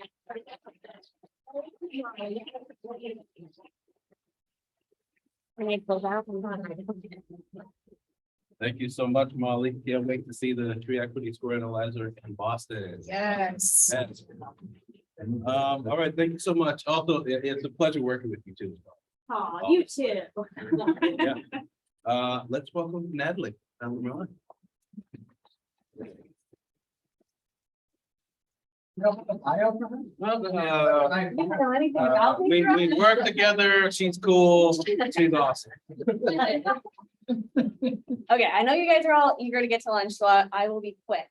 I'm just gonna share a little bit about some of the work we're doing at Speak for the Trees with regards to tree stories. And so like Evan described earlier, we started a project through the EPA Environmental Justice Grant that we just received to work with 3 different communities, Mattapan, Dorchester, and East Boston, to talk to community members about trees and tree stories. So all 3 of our local partners are here. Actually, we have Vivian with Edgewater Neighborhood Association. Well, where she is? Oh, back there. We have Latifa with NOAA in East Boston. And then we have Marilyn from Codman Square NDC in Dorchester. So we're partnering with them to have community meetings to talk about trees, see how people view trees, how they think about them if they do. And we're really excited to get that process started with some community meetings next month. And we're also working with American Forest and BU Urban, who are here today, and then Envision and Everyday Boston. So it's really a collaborative partnership, like we've been talking all day about, to talk to people about trees and grow this to hopefully other neighborhoods in the future as well. And so we're really excited to get this started, and I'm going to share with you, but feel free to start getting lunch too, one of the tree stories that we've collected so far. So last summer, I went out to a few different community members in Boston and asked them to share a story or whatever they really wanted to about a specific tree. And we got some really great stories, and hopefully we can continue collecting them, sharing them, and talking. So I'm going to play one for you. Feel free to get up, watch it, and then you can find the rest of them on our website too.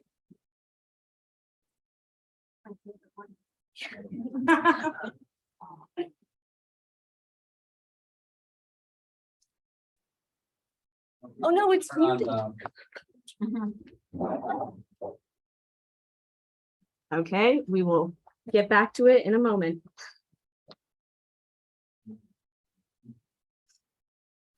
Speakers, looking at my group. This volume.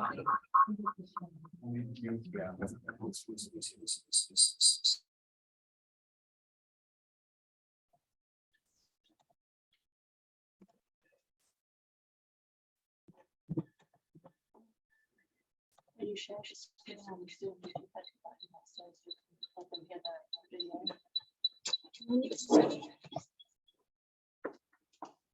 when you go to share screen, it's the bottom left-hand corner. You want me to read this one up? I thought I did, but. Down. Oh, you did. I was like, you seem like you can't hear the video.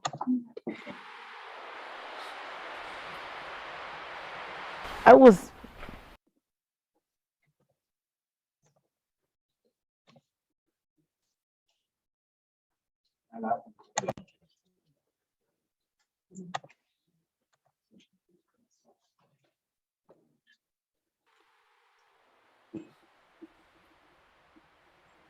was working in Cambridge in 1991.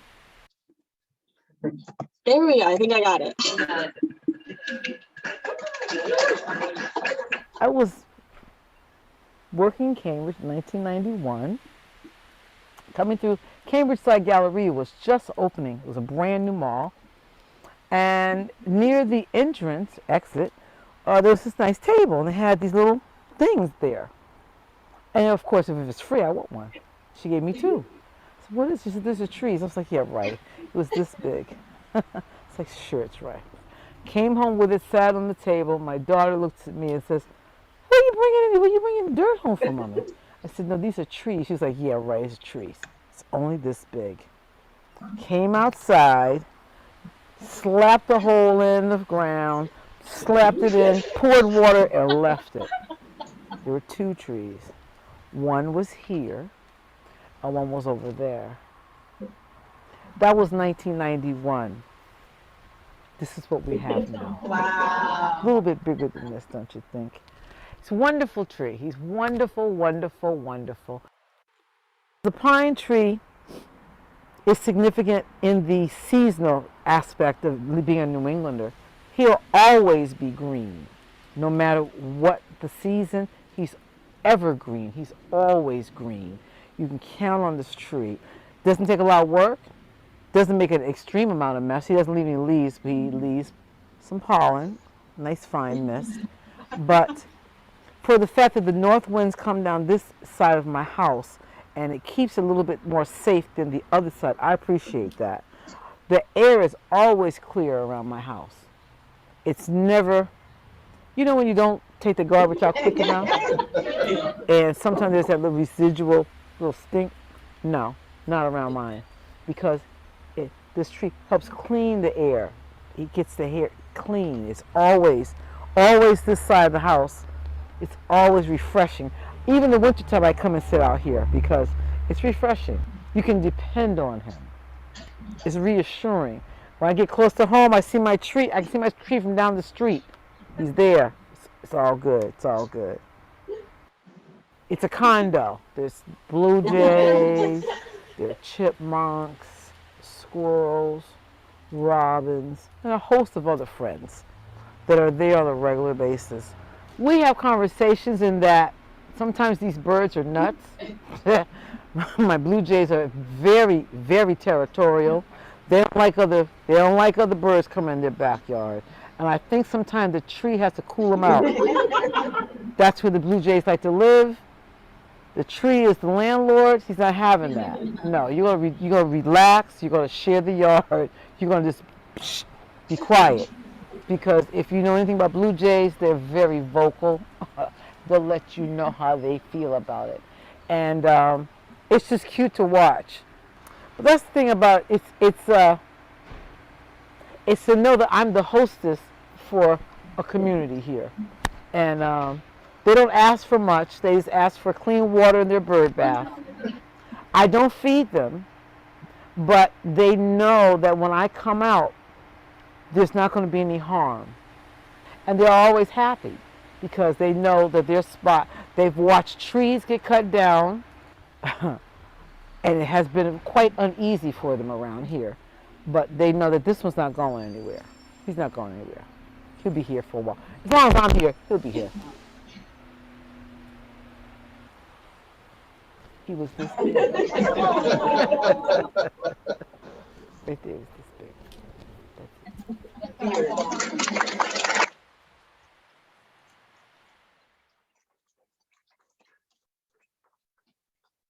All right, I invite everyone to lunch. We'll come back in about 45 minutes. Thank you very much.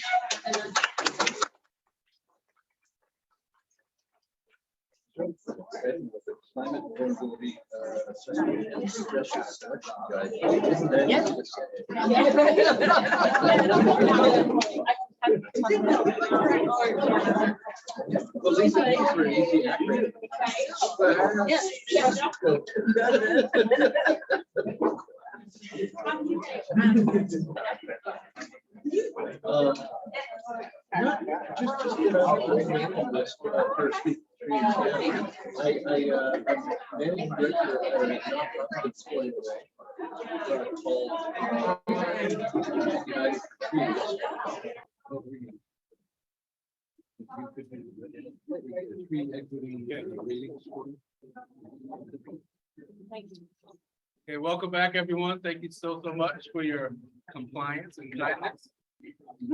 Back up. back.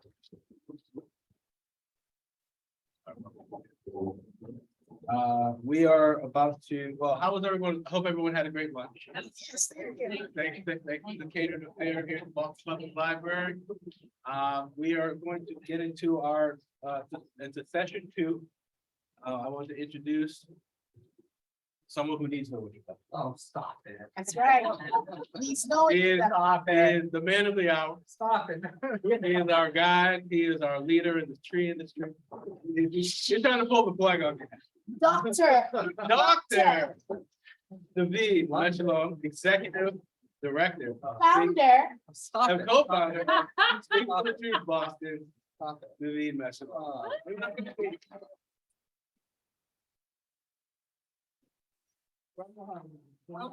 If you had a whistle, I would. Oh. Yes. During a pandemic. Stop going. All right, thank you, Jarrell, and give a hand for Jarrell, please.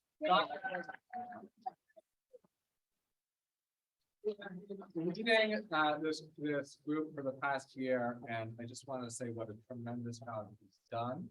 And I also want to acknowledge is Natalie here? There she is. Natalie, who started this.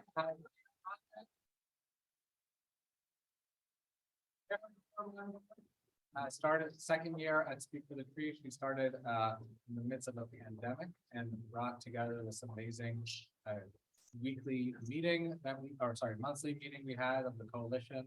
And Will has picked it up when he was hired about a year ago, and it has been generously supported. I want to call out the support from the USDA Forest Service through the DCR Urban and Community Forestry Program, and that has supported his work and this coalition's work. Before we get to a quick activity, and I'm going to ask that you find time to clear your table in a minute. I want to introduce you to 2 people, or actually a bunch of people. I should call them all out, who are on staff at the organization. And I'll just go around the room. There's Joshua in the back. Raise your hand. He is our Urban Tree Core Program Director. Did I get that title right? Yeah. For the summer, he'll be leading a group of 3 teen leaders and 20 teenagers, and they'll be working to take care of trees in the Dorchester neighborhood by our office. So thank you, Josh. The 4th year of that program. We have Claire Corcoran. Is our community tree specialist, certified arborist, master's in forestry. Did I get those titles right? And she leads our work around planting trees with community members in collaboration with the rest of our staff. But she, if you are interested in learning how you can get a tree planted either in your yard or your street, talk to Claire.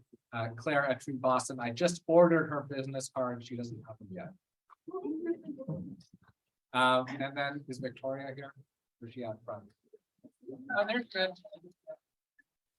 Development manager who has done a fantastic job in creating systems and raising funds and allowing us to grow as an organization. So thank you. And we're just missing one person who's not here today, which is Eva Paradiso, our education coordinator. We all love Eva. She's a powerhouse, and we will probably meet her. Small but mighty team. I wanted to just acknowledge, and we heard this from a couple of speakers today, and I will return to this theme later, but we are living in unprecedented times, right? And there's news almost every day. I'm sort of trying to not read so much news because so much of it is so upsetting. We're still living in the pandemic, right? We're still facing all sorts of crises across the globe. And this work sometimes feels really, really important. And I hope we can come together and talk about why it's important, which is why we're here today. But it also feels like, we, as much as we need trees, there are lots of other things we need too. So I want us to stay strong and stay together as we explore why this work matters, because it's not just about the trees, it's about us. It's about coming together. It's about building community. So we heard from some great speakers today. I will return to those themes later, but what I'm going to ask that you do is we do a little activity. So I used to be a school teacher. And I still love doing little breakout things, activities. So what I ask that you do is you clear your desk and sort of rearrange yourselves if you could in groups of 4 to 6, 4 or 5 people in a table. And get to know each other for a minute and sit with at least 2 people you didn't know before. We'll be handing out some big white paper and select one person to just take some notes. So get comfortable, rearrange yourself, get to know new people. Well.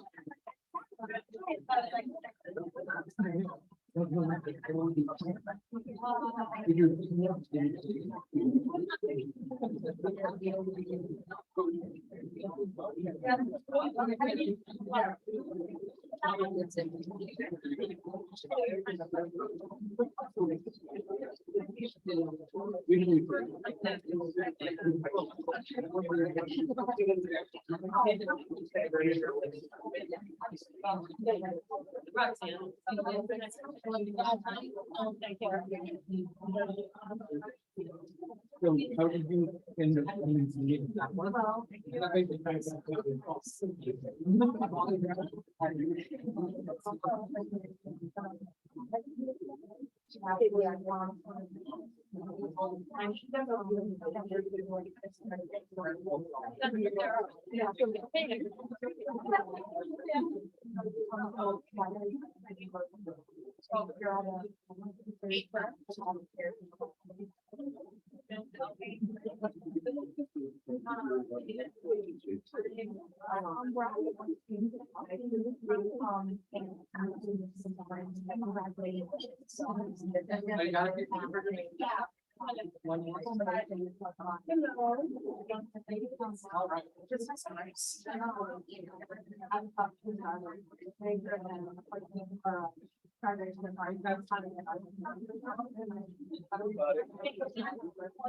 All right.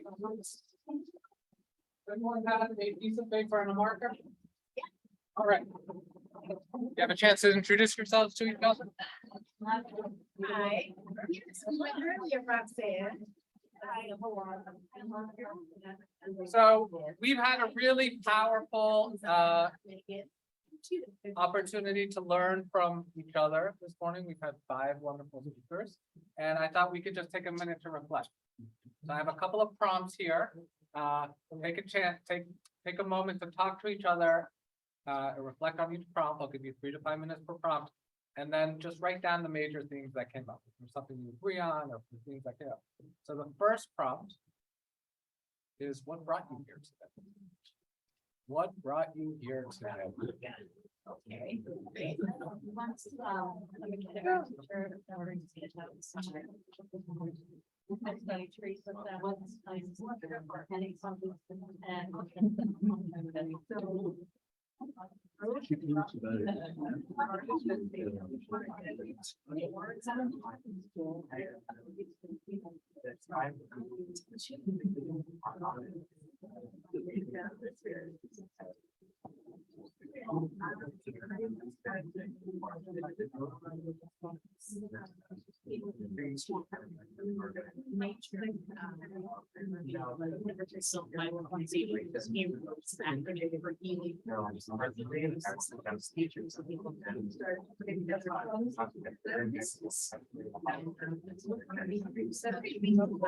And your clicker.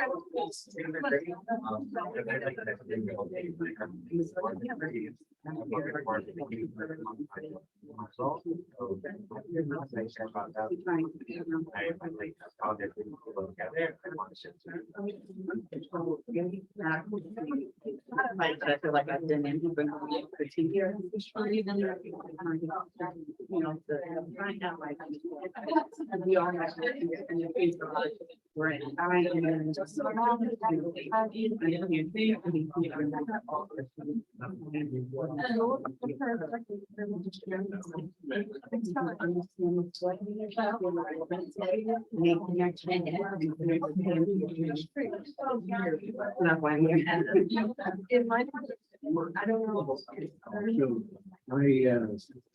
I I'm here by way of the speaker of trees that's been calling. Inventory. That's what we hear. That's back when we certified.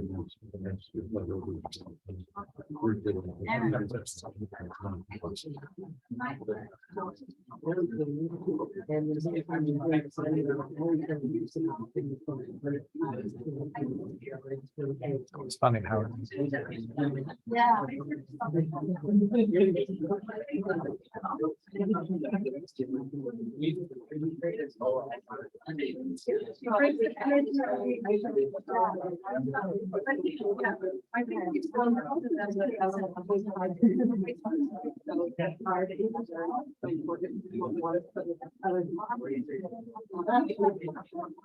My name is Megan. I'm also just reading in that. I kind of do geology. Looking for how we can say. All right, take another minute if you could to wrap things up. We got 5 of these. We got 5 of these.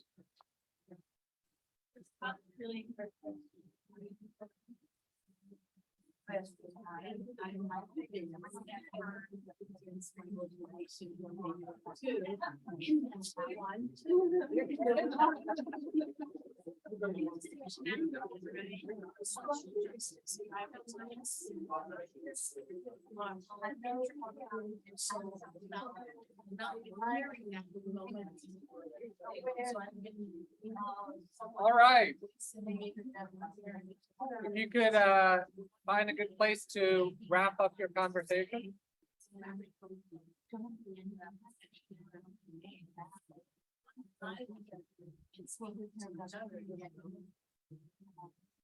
All right. I would love to hear just some highlights you could share with the I'll take notes. Yeah, quick. All right. Yeah. I'll be here all day. You have room for what, 4, 5?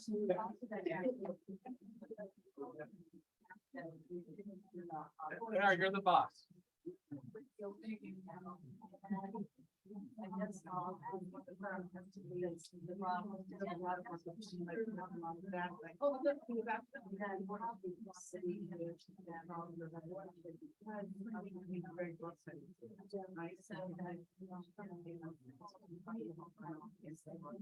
Right, we would have had that conversation in August, but didn't know before.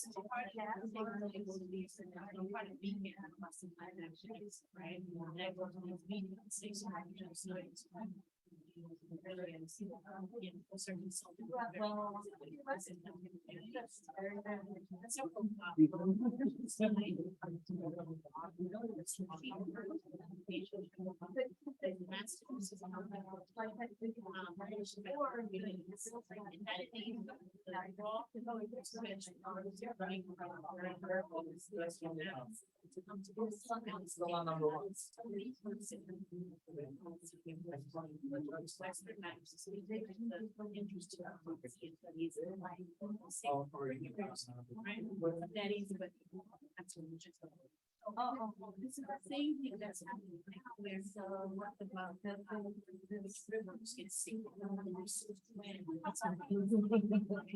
So these cumulative.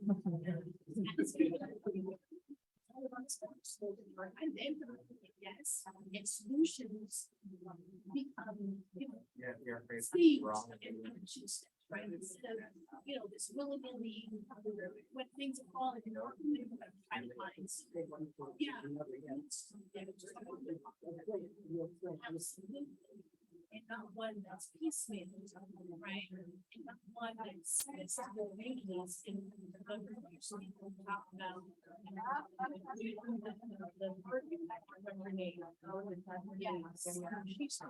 very quickly and that's and reading on the now, right?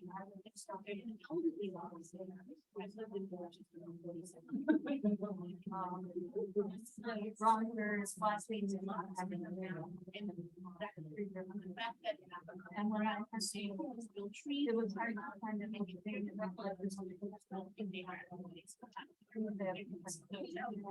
Right. And so I was like, geez, around this big elder, somebody elder than me.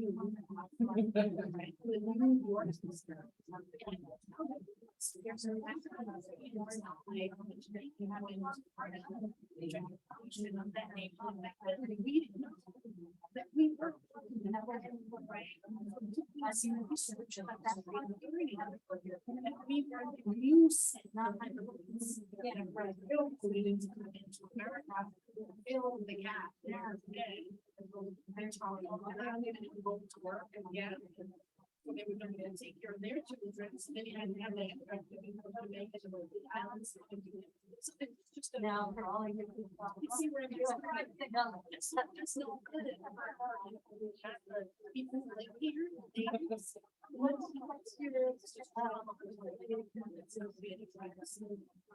and so then we start to turn in.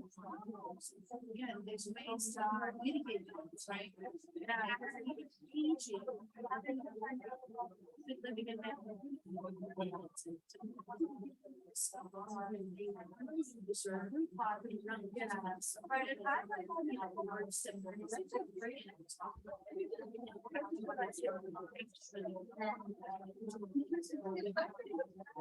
All right, folks. I hate to do this, but we got more prompts. And if we spend so much time learning and discussing, be here for dinner too. Oh, looks like we have plenty of food for dinner. Clap once if you can hear me. Clap once if you can hear me. All right, clap. All right, quickly, just any really themes you wanted to share out with each other about why folks are here, why you decided to come. We all love trees. Yeah. 3 people. Yeah, there's some things here about networking and getting the faces to names and actually meeting the people who are behind this work. Yeah, breaking the silo work, yeah. That's one of my biggest pet peeves and why I've stepped out of my comfort zone and started, speaking up more and not caring how it's received really. Because, if you care, you probably won't say anything.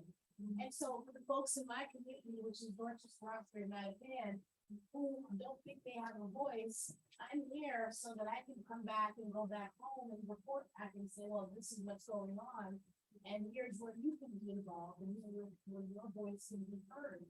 But what my fear is that I don't want to become an agent of their demise, right? You know how often I've been a party to these things, so I can speak on it, where I come and I take back information to my community, and then it becomes a lie, right? Or it becomes kind of, misguided attempts to gentrify the community or the divides and good for the community. So let's keep that in mind as people who are policy makers and steerers, right? Please keep that in mind. Thank you. Yeah. There was a theme that kind of emerged at our table with people wanting to get involved and figure out how they can contribute to the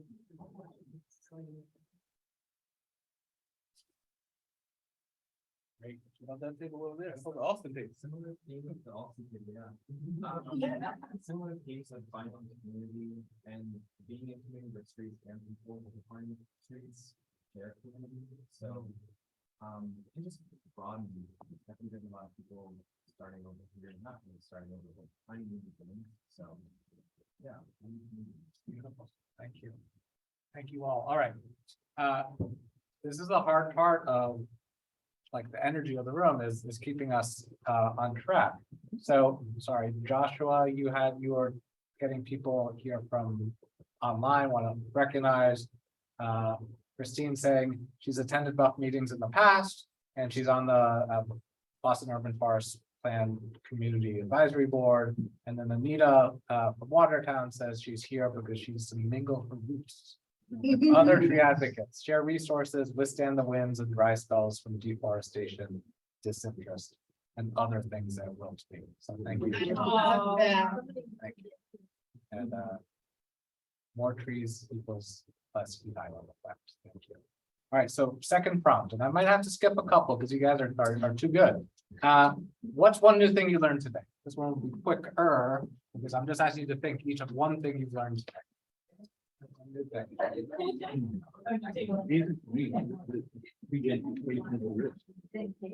Well, I'm sorry.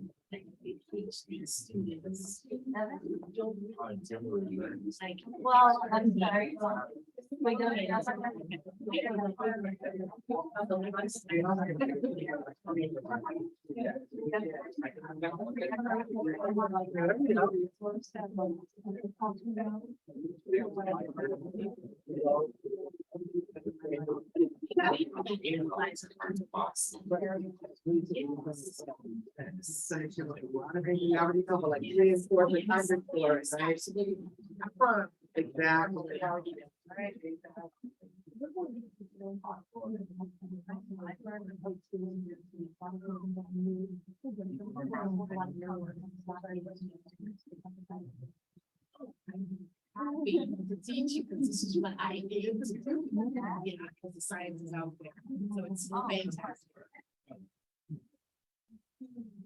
You took the note was tree resistance. Actually, it's the tree gentrification risk to neighborhoods. No, that is not what Tree resistance.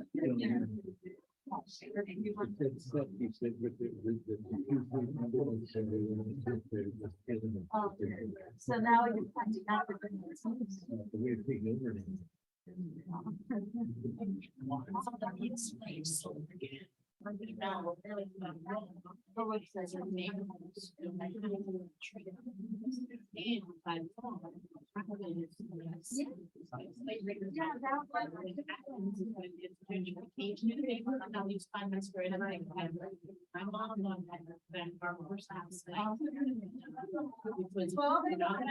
All right.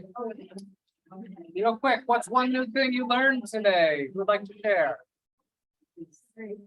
Would like to share something? No feasibility study. Oh, yeah. One thing you learned. All right, Natalie.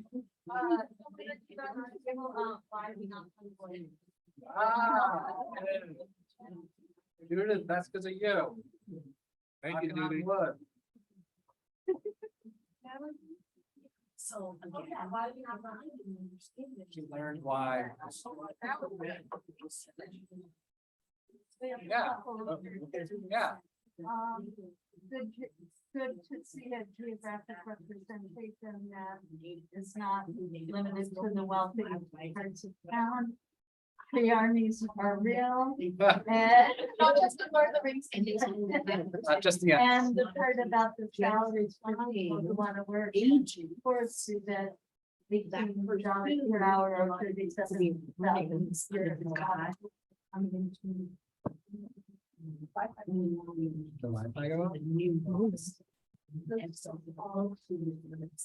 Zoom go out? No, just me. Oh. All right, any other things you learned today? This is good. Yeah, and so the same thing happened there, where people were shoving itself in. And now, again, they're being shoved somewhere else. So I think that we. Chuck Turner, former city councilor. I'll try to disconnect. Any other things you all learned today? Things to share? Yeah, Dan. Yeah, Judith was just saying that the Boston Parks Department actually went through and cut the trees down in the minority neighborhoods like Putnam Square, when they no longer were white neighborhoods, when the black people moved in. Instead of maintaining the trees, they cut them down because it was easier. And that's an aspect of urban tree equity. Disinvestment, blows yeah. me away. Yeah. So there's a really interesting researcher out of Detroit, Christina Carmichael, who's done work on why certain nonprofits and city organizations have such a hard time convincing neighbors, BIPOC communities to get trees planted. They say, well, last time you planted a tree, you never took care of it, or you just cut it right down, right? Why, I know what's gonna happen if you give me a new tree. Right, so don't even bother, right? That history. And Molly, I can't remember what she calls it, her, yeah, what does she call those histories? Oh, the heritage narrative. Heritage So narrative. looking at the cultural history and getting stories from neighborhoods before you do the work and understanding what resonates before you send it out. So, yeah, I definitely would suggest looking into her research. I know that was one thing that came up in our group is the idea that people don't want something that folks learned about today. So, and I think also you mentioned a Pennsylvania. I don't know that was. Oh, Was that Laura Roman's article? yeah, that was a study you had, right? That was Laura Roman. Okay. And some other people. But why don't we increase uncovering barriers to participation? Yeah. Exactly. We want this year. Yeah. Okay. Really cool. Well, without even, talking about some study that's, been locked away someplace where you can't even find the people who they queried, if they even queried people. You just have to talk to people in the neighborhood, right? Where people are actually living still, and they will tell you the only time that people are invested in certain communities is when they're ready to take it over. It's not, you don't need a study. You can just look back into history and see what happens.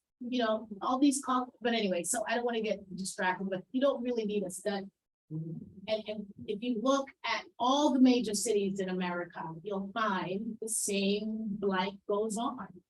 And just one, small mile over left or right, north or west, or we see the effects of tree canopy, right?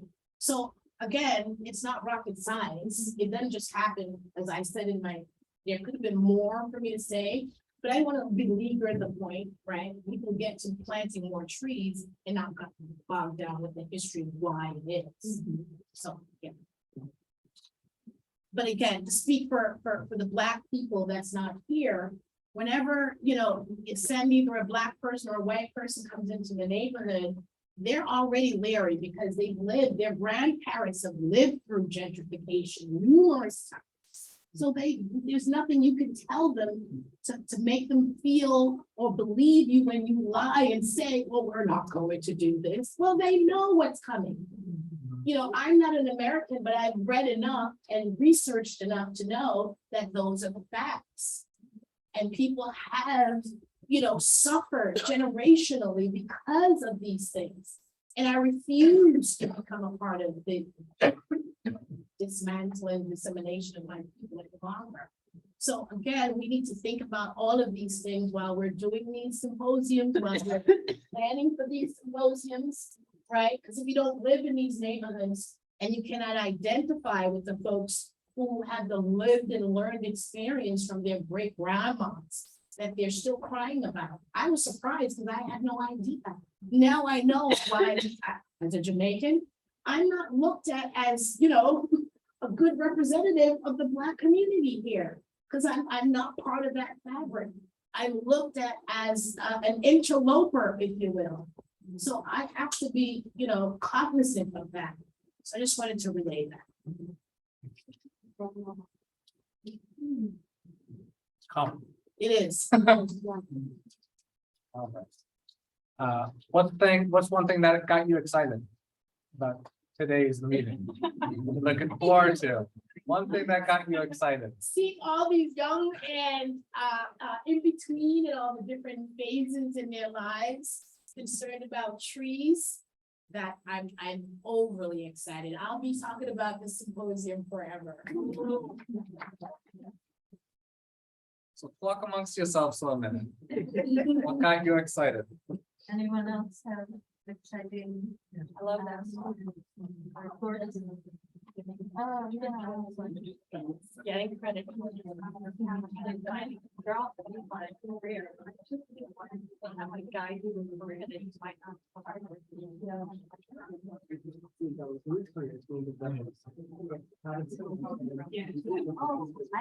I don't want to change.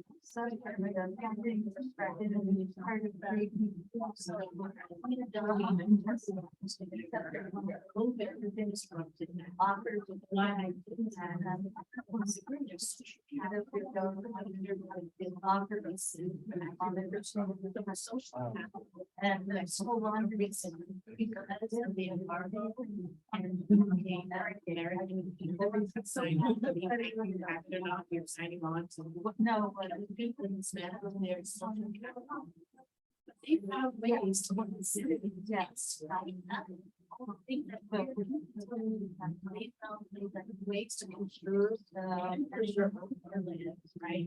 We're in America, we're talking about maybe conservation. We don't talk about. And so that's where reservation comes in, right? So there.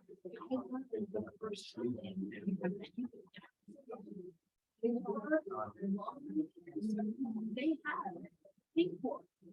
They're the best doctors in the world. My words other. And so for me, I think that medical care. I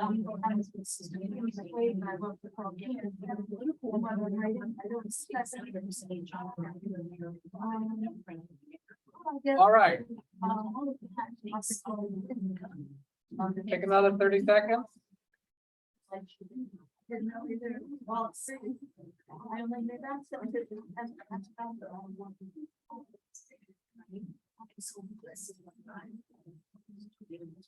Let's start over at the Alston table and work our way around. Alston table, what got you excited? Because you can't segregate the air. What covering the community here for all of you.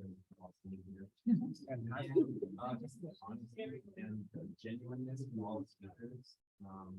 I'm really excited and passionate about things, and it's not just about being part of the organization or organizing people thinking that, but really passionate about, making that difference. Can everyone hear that? No. Okay. Excited about finding this community and also excited about the passion of authenticity around making a change.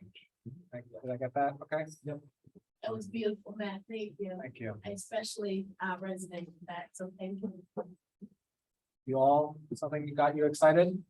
Just people being very concerned about trees and also loving that college students are given internships to help evolve all this, From Evan's program, the BU program? Yes. Great, thank you. We have tough students. too. Oh, and tough So students. it's like Yeah, really awesome. awesome. People in the back? personally so excited about Judas and where he's like, what can we do? I'm thousand. Oh, thank you. That means a lot to me. Judas does walks at BNC. I don't know. Well, let's do a thing. Yeah. Oh, yeah. They're beautiful.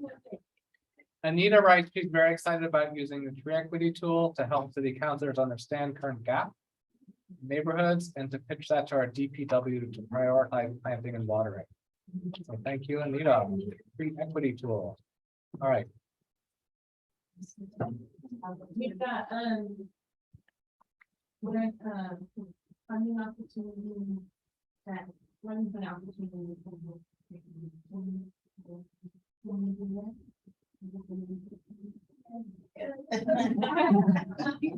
But I just think more people interested in involved when there's a funding opportunity attached to it. And then knowing that you have to really produce like outcomes and what have you, it just kind of deepens your knowledge about three importance of it and sharing that with when you really don't know. Thank you. Anything else in that table? Last table? I guess. We had a variety of responses, seeing the young people. Oh, I guess I was taking notes from another table. Was excited about the research that we didn't know about. got under getting insights like how cost of trees might be a reason that people wouldn't want one.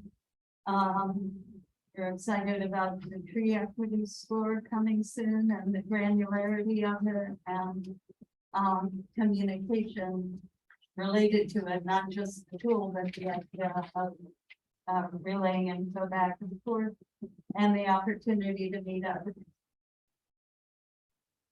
All right. Last two are sort of related. So imagine we're back here 2023. All right, the year. Jarrell's already having heart palpitations.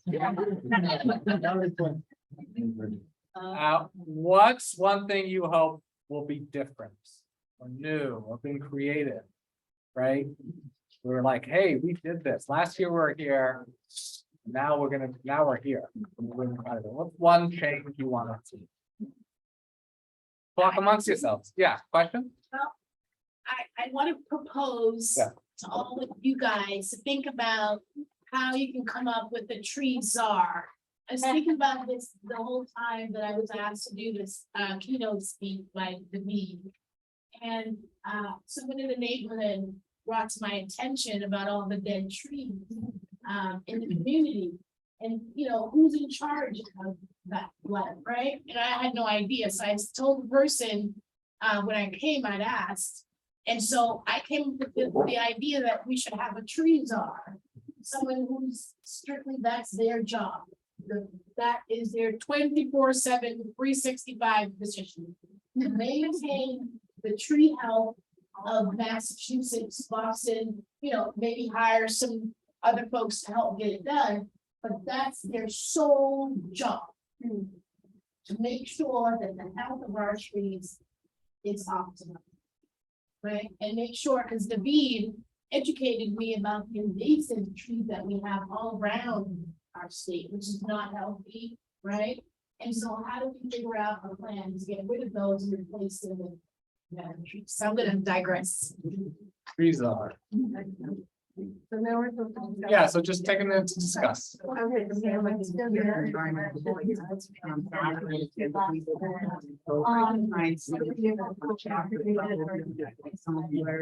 that side of things, but when that doesn't work, and that doesn't fail, we should have an environmental viewpoint, we do go through, and how we educate. So I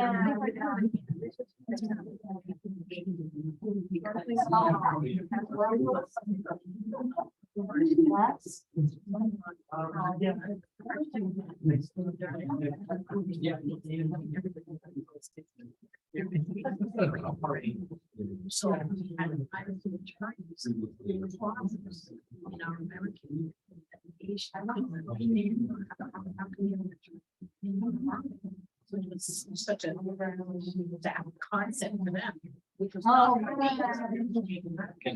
anybody. But in my mind, it was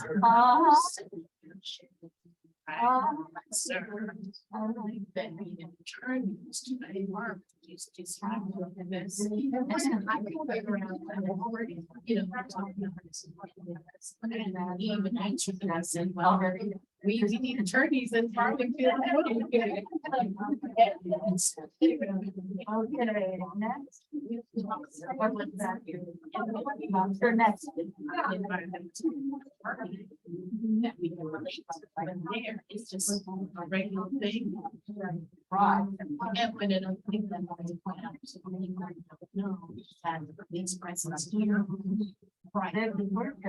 I thought growing up here and here all four things about that place, I thought we went to the problem. What's there? This. I can just think of the Ned or animals there, pretty blood. That's a lot of best I never.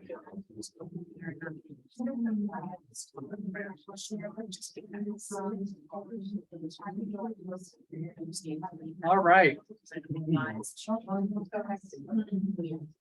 What do you hope to see in 2023? 2023. Yes. Popcorn, anybody have ideas? We're here together, Darrell's back on stage, yeah. No.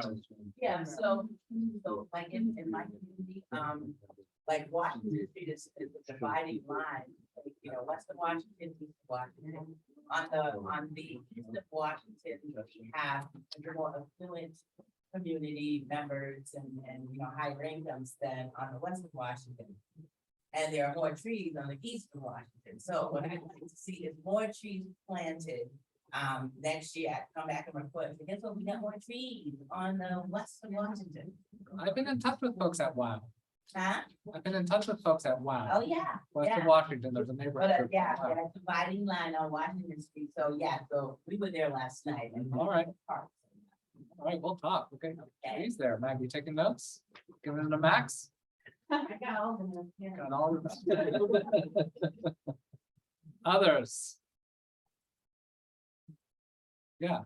So we were talking about next year possibly hearing from environmental lawyers. So, you know, some of us are dealing with issues and we're trying to deal with it from the city council level, through the process level, but to understand what a legal component would look like if that failed on certain development projects who are advocating for preservation of trees.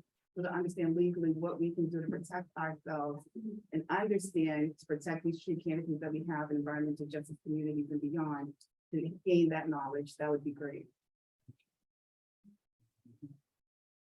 Let's not wait till next year. Oh, I see a comment here. Other comments? Yeah.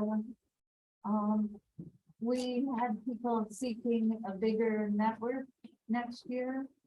And then came up with some, and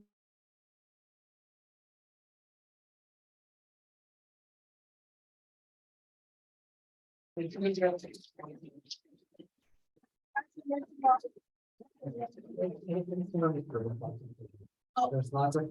Thank you, everybody. This Thank you, was an Judy. amazing experience and I appreciate Judy, all of let's you. do a walk.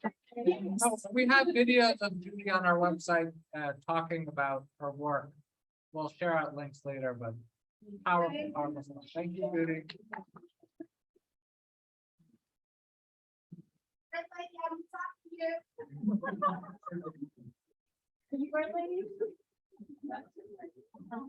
All right, Erica, you can't live that down now, can you?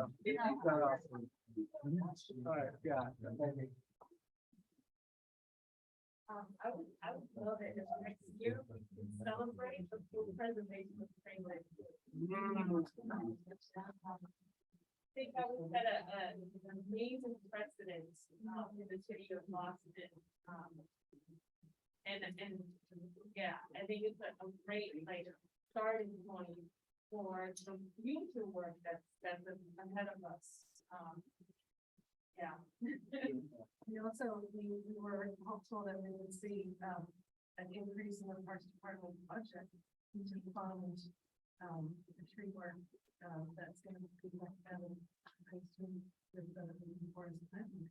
It's gonna need resources, so I think if we all talk to our elected officials and ask them to tell them that we want to see these recommendations implemented as soon as possible, that would be a big. Can actually fill those positions, which we know is just as hard as getting the money is finding. To Erica's point earlier as well. All right, yeah, of course. I just wanted to speak on Palala's behalf. Save Harvard Commons. So we'll have positive, you know, save that. So next year we say, yep, we saved it. Yeah, that Yeah, 4 there you go. acres will remain a tree canopy. Yeah. All right, last one. What is one thing you will do between today and June 2023? One concrete action to make the change you want to see. Right? You all just said, you have a vision? What's one thing you can do? Big, small. Because our actions have power, right? So I'm gonna check that assessment. So we think we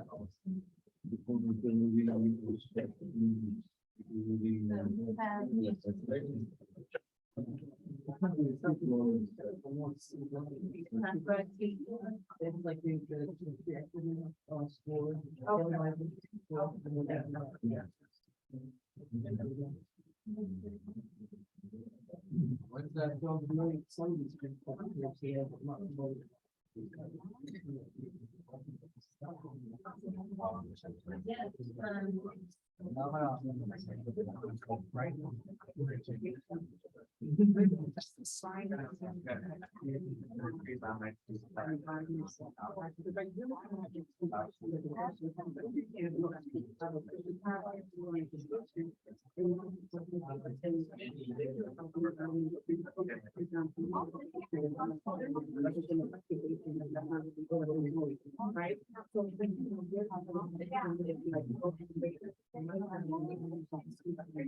Yeah.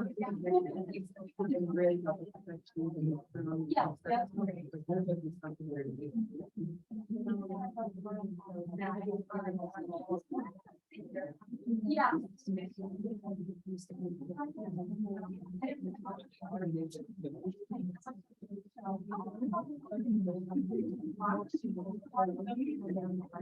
All right.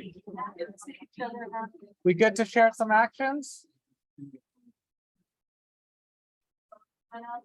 Any actions? Volunteering. What kind of volunteering?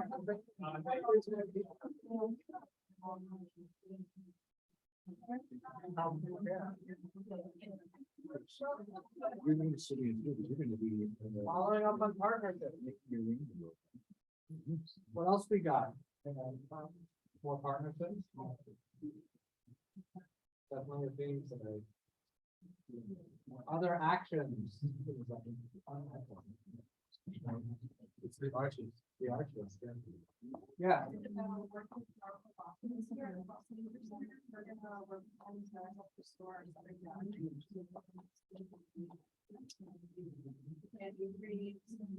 Nice. They had mentioned they were working with you all, and I wasn't sure that that's nice. Are you taking notes on it? No.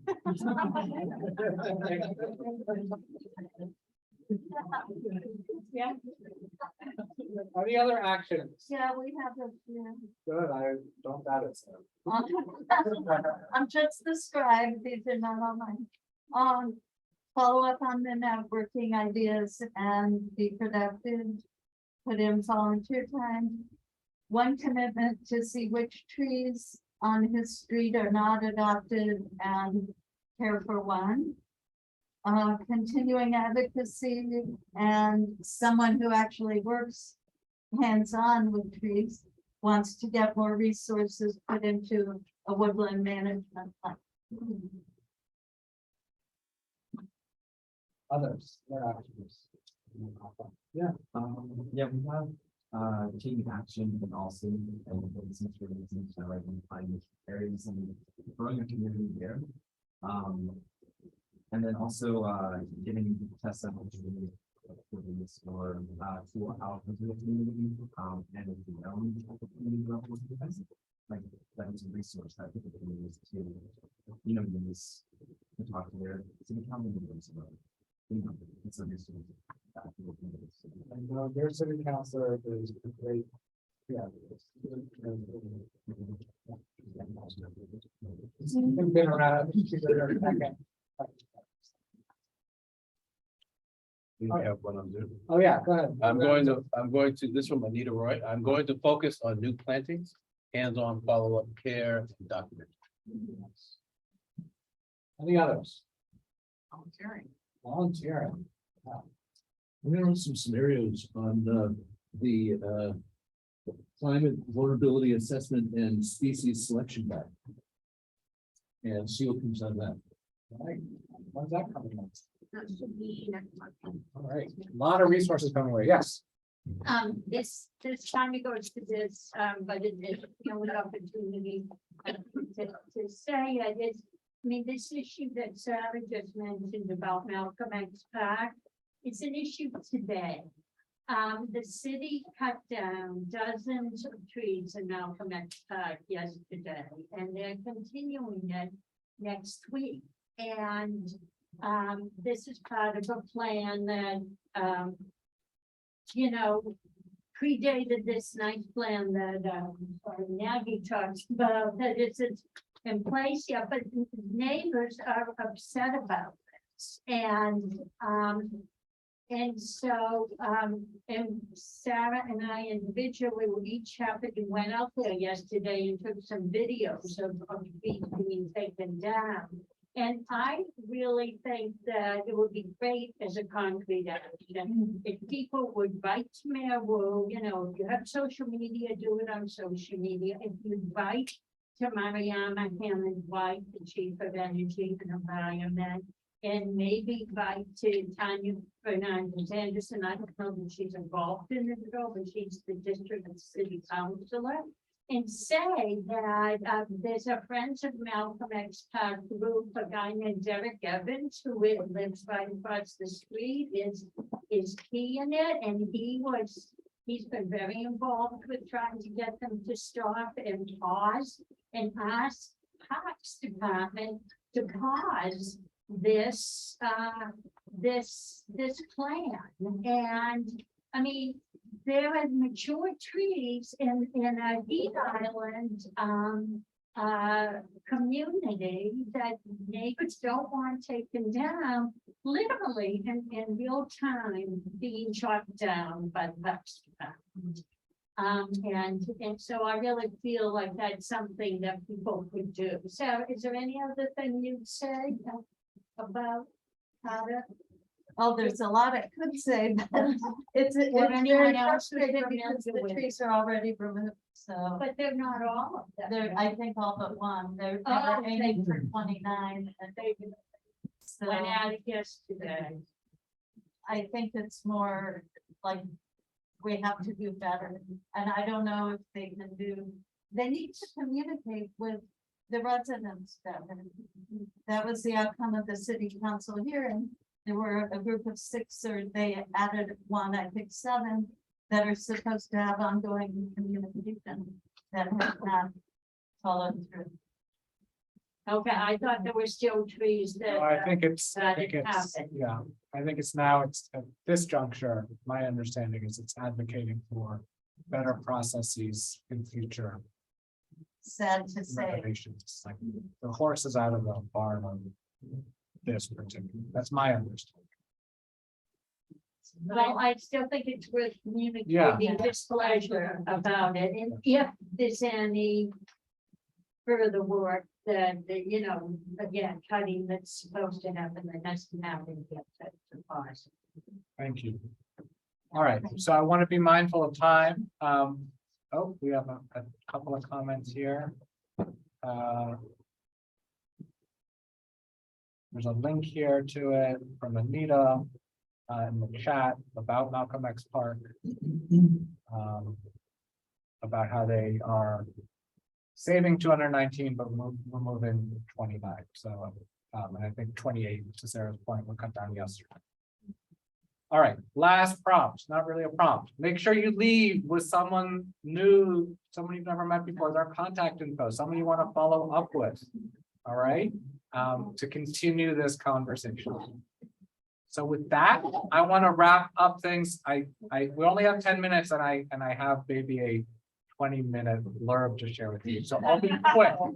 I'll be quick. Because there was so much that was said today, and I don't think I can do it all justice. But first, I wanted to thank a bunch of people for making today happen. Especially our speakers. So a big round of applause for all our presenters. Actually, a big thank you to Jarrell and Natalie for pulling this together. This really is teamwork is dreamwork, right, Jarrell? Yeah. Right now, like so. Thank you. And I wanted to just come back to a theme that I heard today as I was taking notes and listening. I heard a lot of people use the word together and community, right?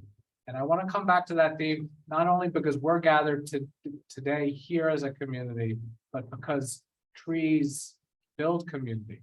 Trees are community, right? And trees connect us, are connected to each other, connect us to each other, and we connect through them to our place on planet Earth, right? And so some thank yous that I already gave, right? And I want to just reflect back to where we've been as an organization. We had our first roundtable back in 2018, when we were not even a nonprofit at that point. I think that was a month before we were officially a nonprofit. We were out at the Arnold Arboretum. We had maybe 10 or 15 people there. Some of them no longer live in Boston anymore. And some, I don't know if actually anyone's here. Sarah's here today. Sarah, you're the only returnee. Remember that meeting? Yeah. I have endurance. You have endurance. But Ellen, who used to be at the ENC, Orion's still in Boston, Jesse Scott, our friend of the US Forest Service, and then Molly, who used to be at DCR and now moved out west. So we've been trying to wrap our minds a little bit around what does it mean to have an urban forest in Boston? And we did this activity, and I know you can't read it. I have copies of this activity, but 4 administrations ago, Mayor Menino had a plan called Grow Boston Greener. And some of you might remember it. And he said, we're going to plant 100,000 trees and get to 35% canopy coverage by 2030. A couple of administrations later, that plan is now being replaced by, I think, a more nuanced approach to thinking about urban forestry. And I just want to sort of recognize that in 4 short years, the conversation has gone from what is going on with this urban forest? What does it mean? A lot of questions, not real clarity around where we stand. So I think some guiding themes that Maggie has shared with us. So I wanted to thank Maggie for all the hard work that she's put in the past 2 years.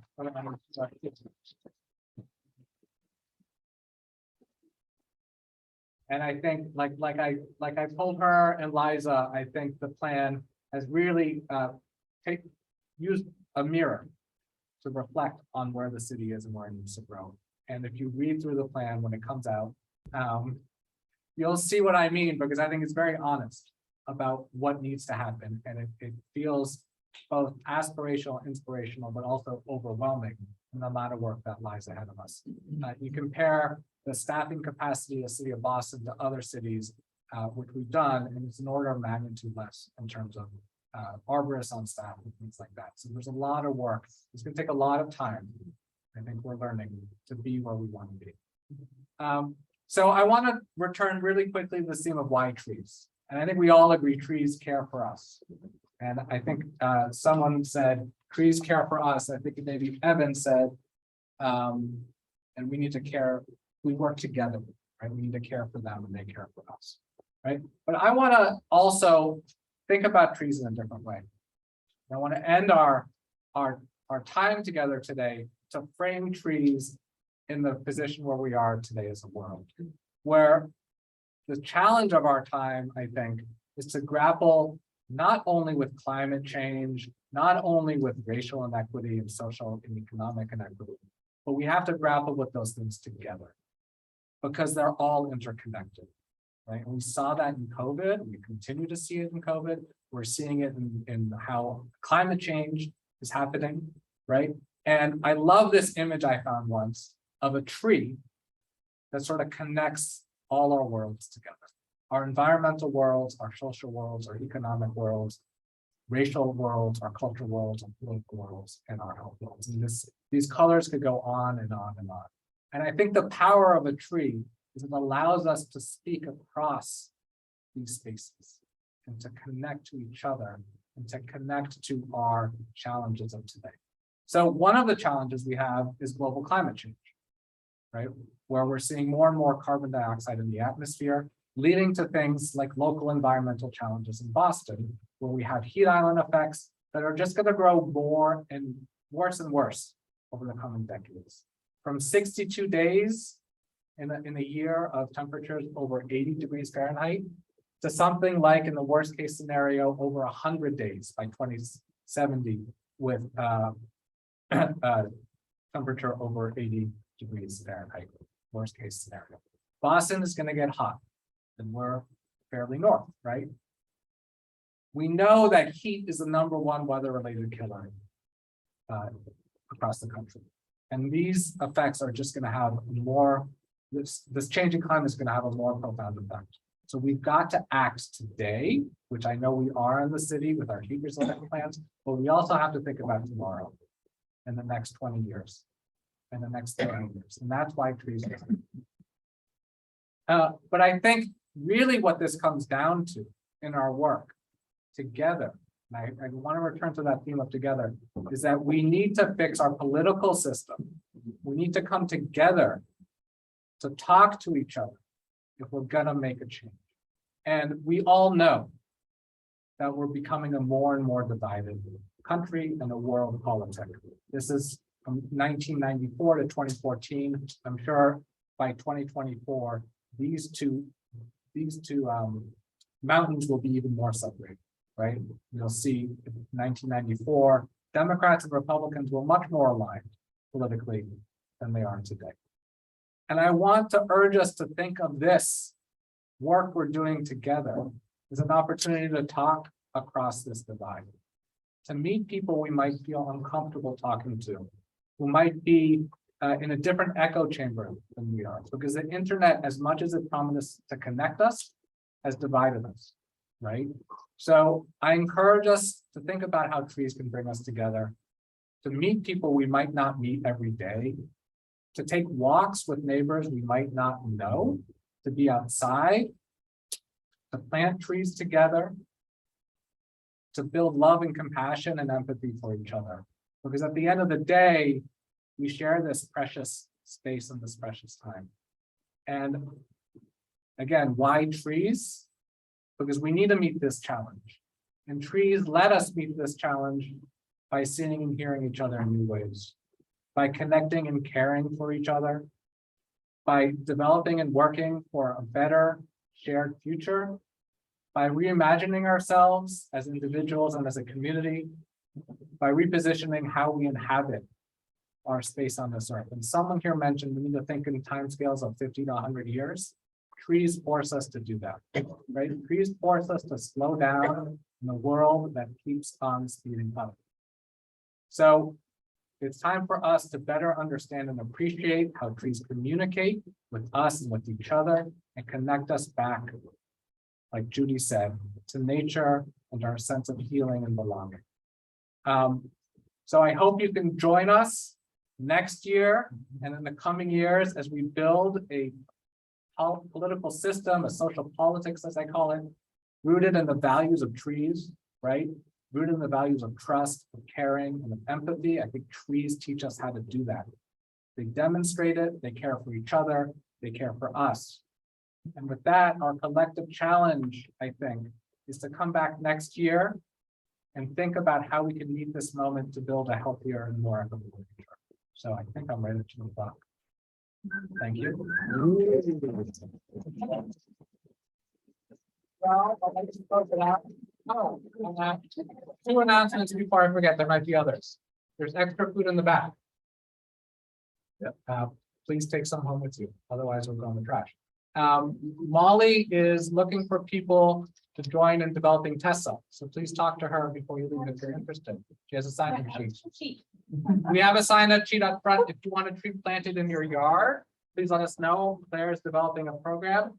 And then finally, the Leventhal Map Group is having an exhibit about environmental justice. Yes.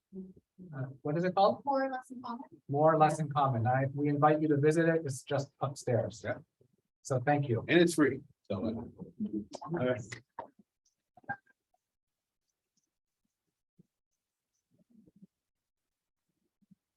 all right. Thank you all so much. Can't say it again. This is my first time doing this in a very long time. I don't even think I've ever done it before. I may have, I just can't remember. But thank you so much for joining us today. Thank you for doing your part to grow and support Boston's urban tree canopy. Thanks again to the library people who aren't here. Can't hear their thank you. The USDA Forest Service, Massachusetts, DCR, Speak for the Tree staff, buff members, we will be here without you, and everyone who attended our 2022 symposium. If you are not part of our buff team, please visit our website, sign up, join us. Moved into our monthly meetings. I will see you all at our next meeting on July 8th, Friday at 11 a.m. to 12 p.m. And give yourselves a round of applause. Travel well, have a great rest of your weekend. Thank you. You